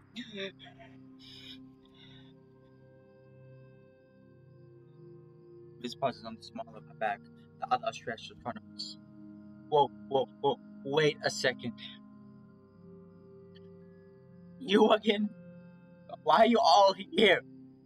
Hear me the fuck out. No! You hear me out, idiot. Keith, like an umbrella. All the bad stuff just bounced up. It was about. After Keith left, everything went to crap, and you know it. Everyone started getting weird or leaving. You left, so you never saw how it got bad. Didn't have to watch it. All such it's everything I'm watching dying. I feel like I'm got everything hurts, and I can't think well of you. And Daddy, I just need to take it all away, and everything will be fine.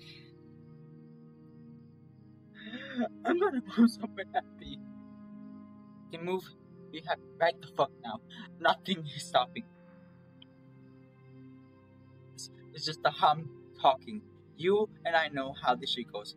It'll pass, and you'll feel better. We'll all feel better. No!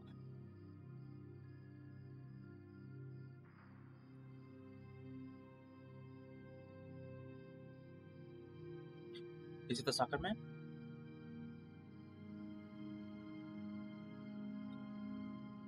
It's like a statue moving beyond little twitches. Jenna? They're running about something. I can't really focus. It's getting closer. Another foot near the Sahara. What the shit? Wait!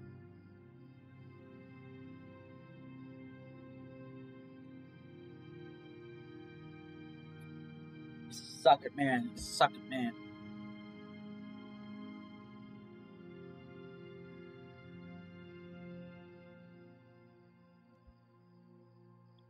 How does it Leo not be able to see this? Heather stands white stance, a finger an inch from the trigger. Heather, when I was growing up, I was very fortunate. It's not something I truly realized until relatively recently. Despite my circumstances at home, I truly had some incredible people and other things looking out for me. Brian is dead. Your father, he is certainly fucking dead. And they can't hurt you anymore. Back in town, there are people who genuinely care about you. The ones who have stuck with you throughout all of this. Jeremy, he's a complete turd, and I give him a piece of my mind if I saw him. He genuinely likes you. Same with Clint. But Clint talks about the things we used to do to you guys growing up. All the things that we said. Why are you saying they're good? What we do as children does not have to define us as adults. Heather, I don't honestly believe you want to hurt your friends.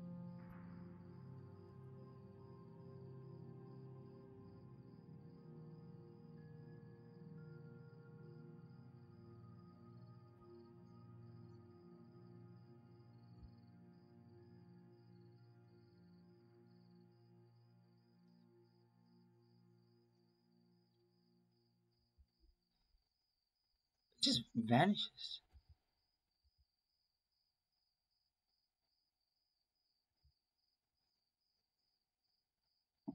Mark a piece of the gun, flicking open the chamber and spinning it in his thumb.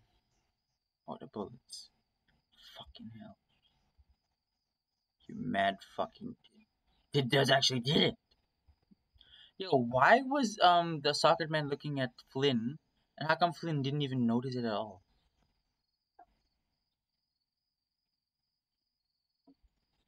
Flynn, despite having us in his sights the whole time, seemed oblivious. Get the key to the sitting or some shit. Though that probably only unlocks an outhouse or something.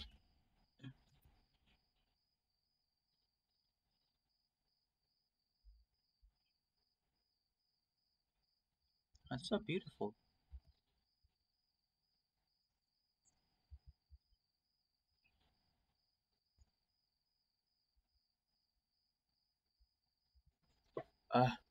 Both ready to head out, Otter?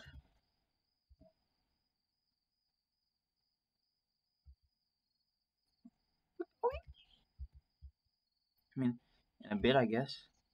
Jenna and Mike got talk about Heather. When shit got tough, the lizard would always run off to deal with things on his own terms. Here he is, slumped and exhausted like the rest of us.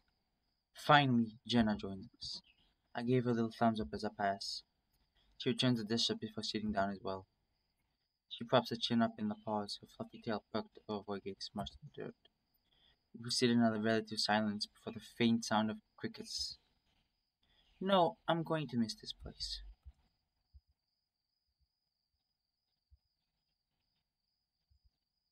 I was joking, right? Expected some laughter there. Think you're pretty funny, Jenna.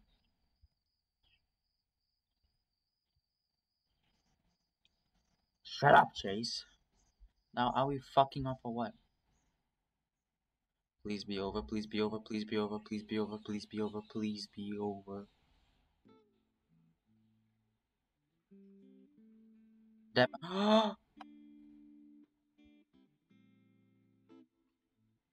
About time. Here they come.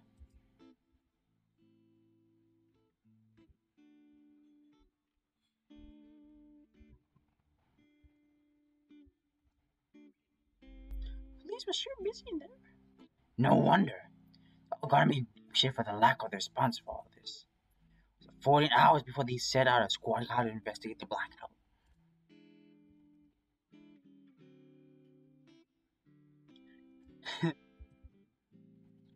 Oh man, me and the characters are so tired.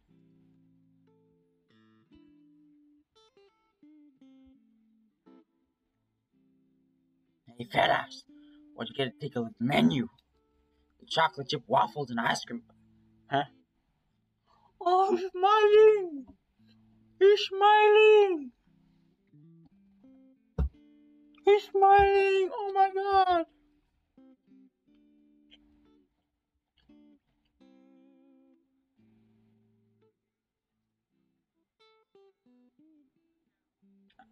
I think they serve your parents' brand of ice cream here.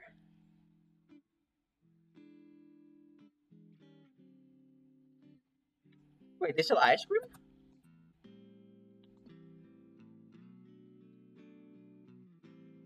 Something. Something cold sounds good right about now. Fuck yeah, man.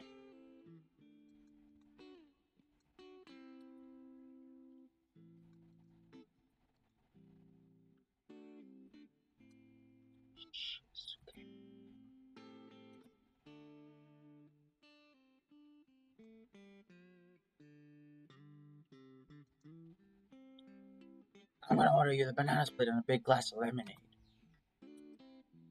Also a salad for your health and shit.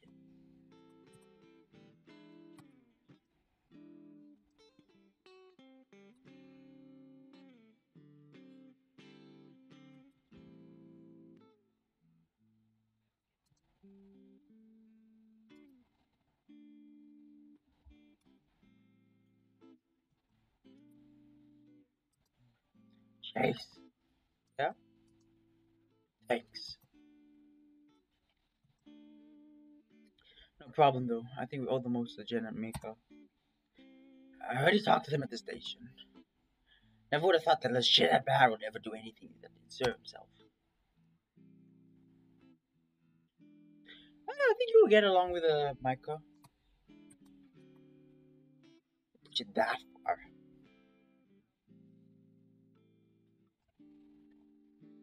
I guess we'll never know.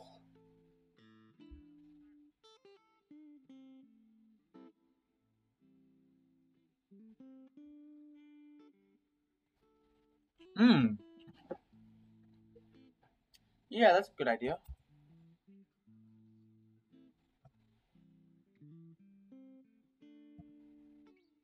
Oh, that's nice. Take charity from strangers?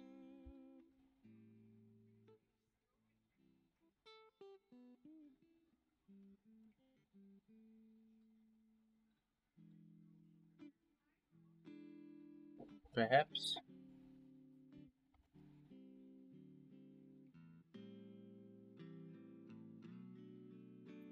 Or you can just marry the wealthy heir you helped save from production a couple hours ago. I'm sure that comes with some financial stability.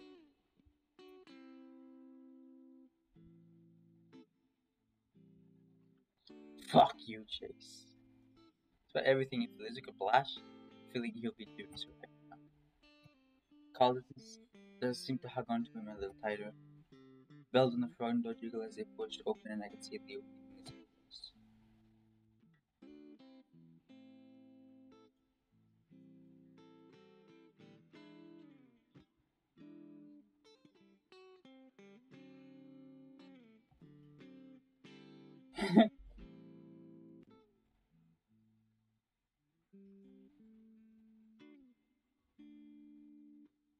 I know that now. And you still don't have a shirt. What is up with you?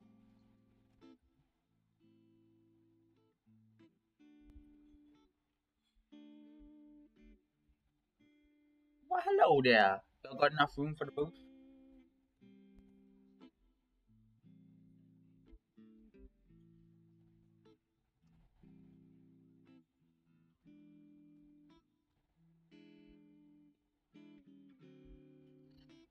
Oh man, I love it. I hope that this is an actual ending.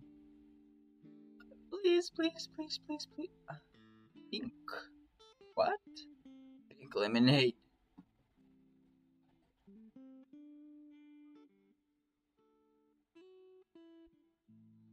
Two pink lemonades. Ugh. Hey, if that's all, I'll be back with your folks in a bit. Can't get a hold of my aunt.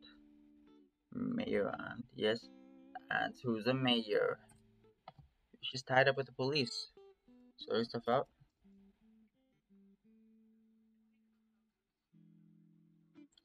Picking up a sugar packet from the table and emptying it in what? A cretin? Do you think she'll call me? I mean, you need the sugar. Hey, Otter, you should have heard Carl's dad falling over himself thinking Jenna over the phone. All the cops in there were calling her a hero, yeah? Oh, quiet, you. Sure could have been just as smooth if it was the one. Whatever you said, little buddy.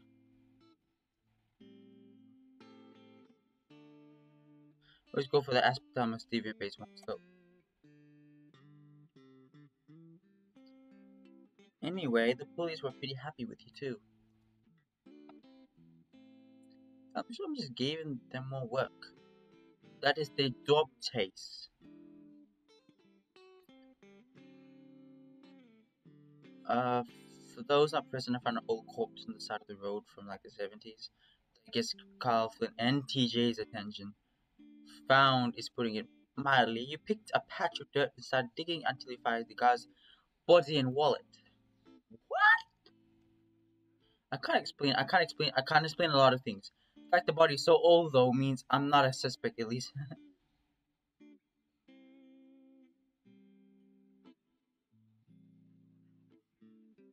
Did try and leave your family though, at least a point of contact from what I heard. Who is it? Sure, whoever they are, they'll be grateful for what you did.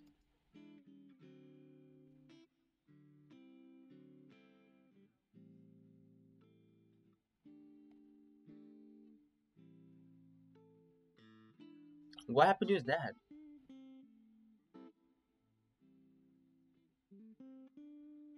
Regardless, I'm just glad you're all okay.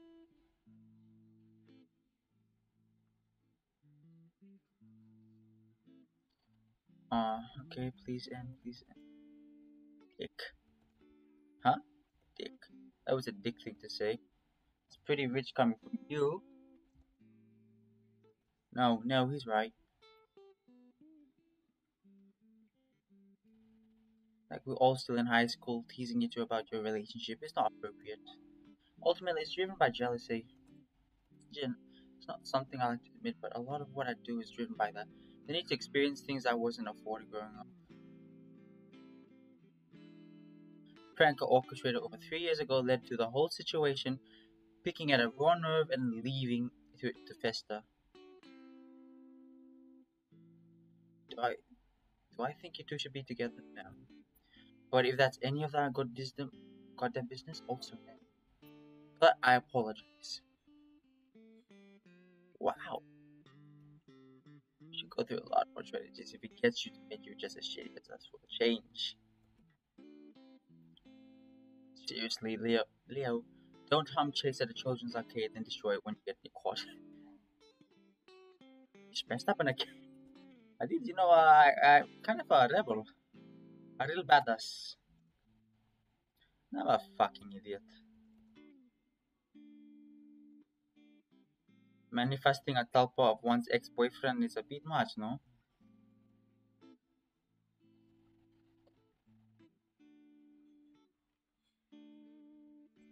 What's giving? What's to complain about it? It's like, what the fuck are you guys talking about? Okay, that gave me a lot of energy.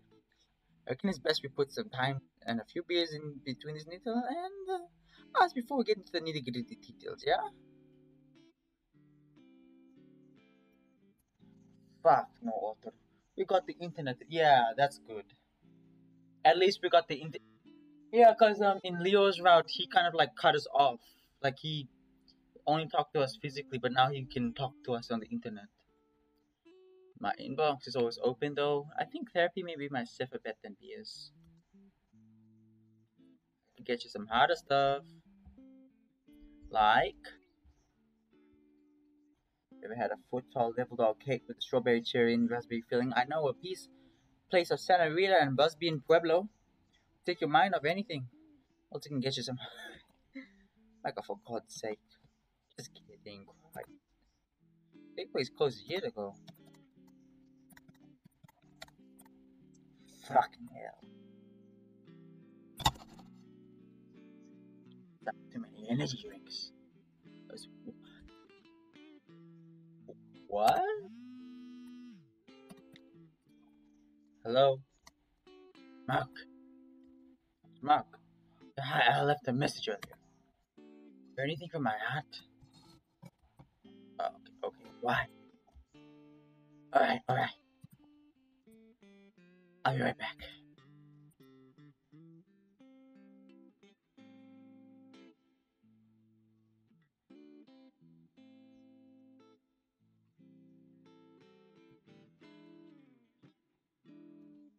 Don't choke.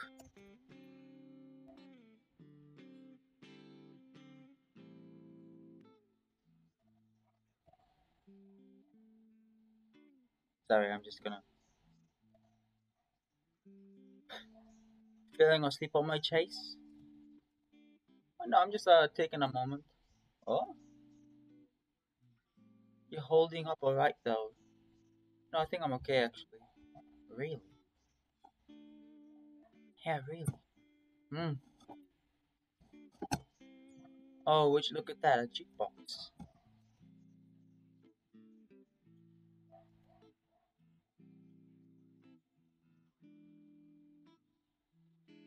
Huh.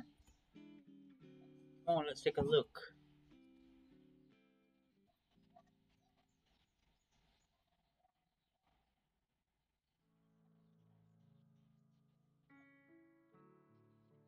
It's just gonna be us. Alright, easy now.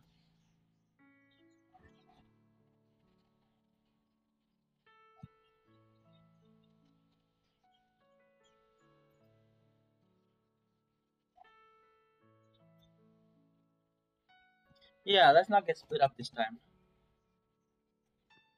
Yeah, and you can split the selection is pretty dated for the most part though.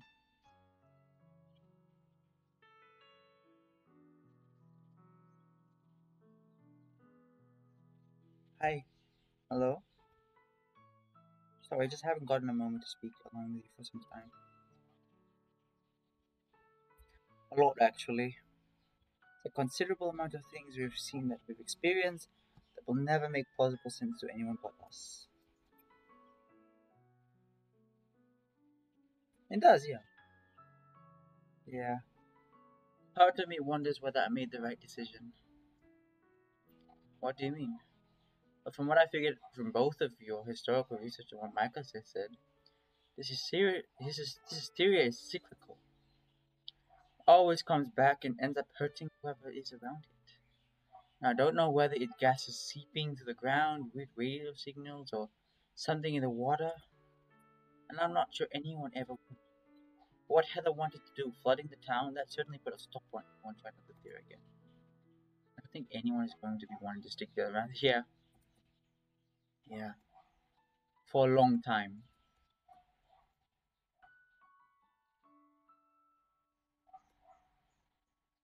I don't know if you can really fight forces of nature. You can't. Whatever's going on, it feels much bigger than us. What you can do is help people, I guess. And that counts for something. What you did for Heather, despite everything she did for you, that counts. Second chances and all that. Chase, that's a very nice thing of you to say. Very sappy, of course, but still sweet. I'm not quite sure I can fully see that way, at least not yet.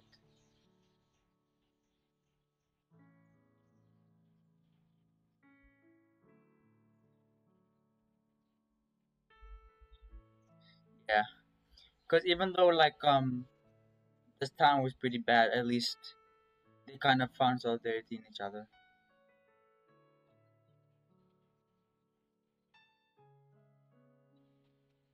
Oh yeah, what happened?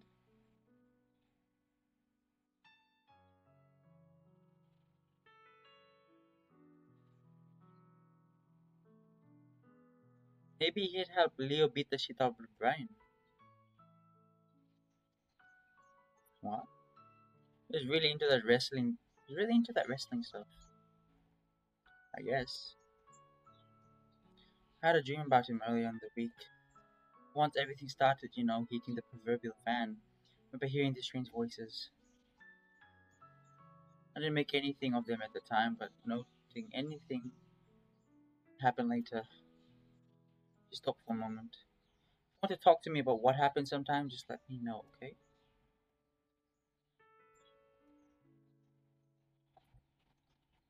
Whatever happened to you, claiming you're not a therapist? I'm not. I'm your yeah, exactly. You don't need to be a therapist to people. You don't have to, even if you are a therapist by occupation, by degree, does not matter.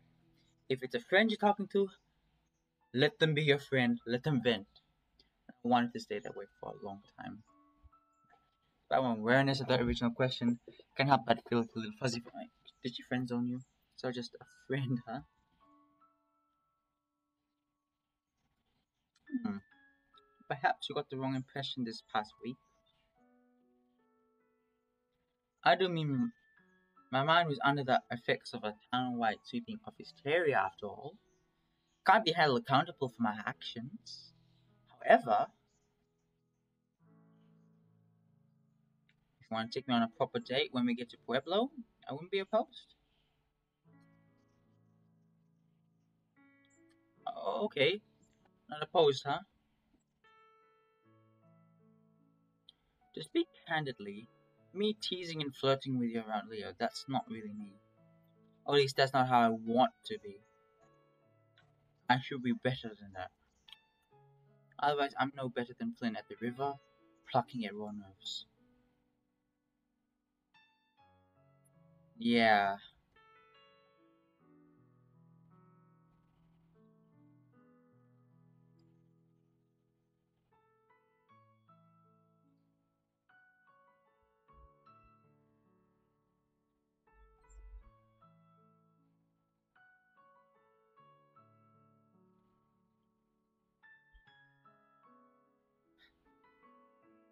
In the meantime, I'm definitely going to start writing about our experiences here in Echo, specifically our most recent ones. How it augmented the perception of people, sometimes even in groups. It's almost downright paranormal. Almost? That is actual paranormal. I'm certain there's actual inputs and variables which determine certain triggers that result in what. Yeah, okay. On a certain personal note, I'm just happy none of the effects seemed to linger once we left the town. No type of version of you hanging around Leo, no monster chasing TJ, no red figure following me, no visions of Keith or Micah. Oh yeah,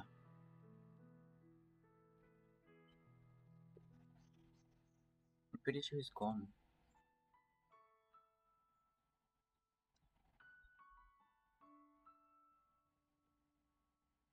Now, Chase Hunter, the true question. What should we pick? Oh, come on. Don't you like anime? So random.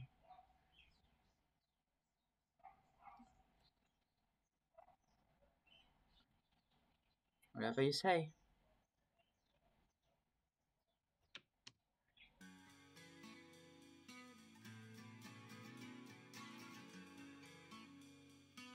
Oh, that was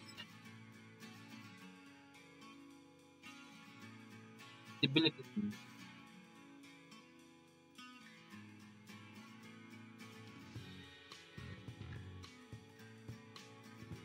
Oh, and the photo as well. Then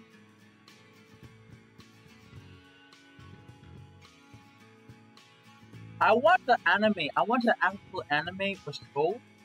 This of Echo in this exact art style. I know it's gonna look like a king. I just need to see it. My gosh. Okay, that was Jenna's route done.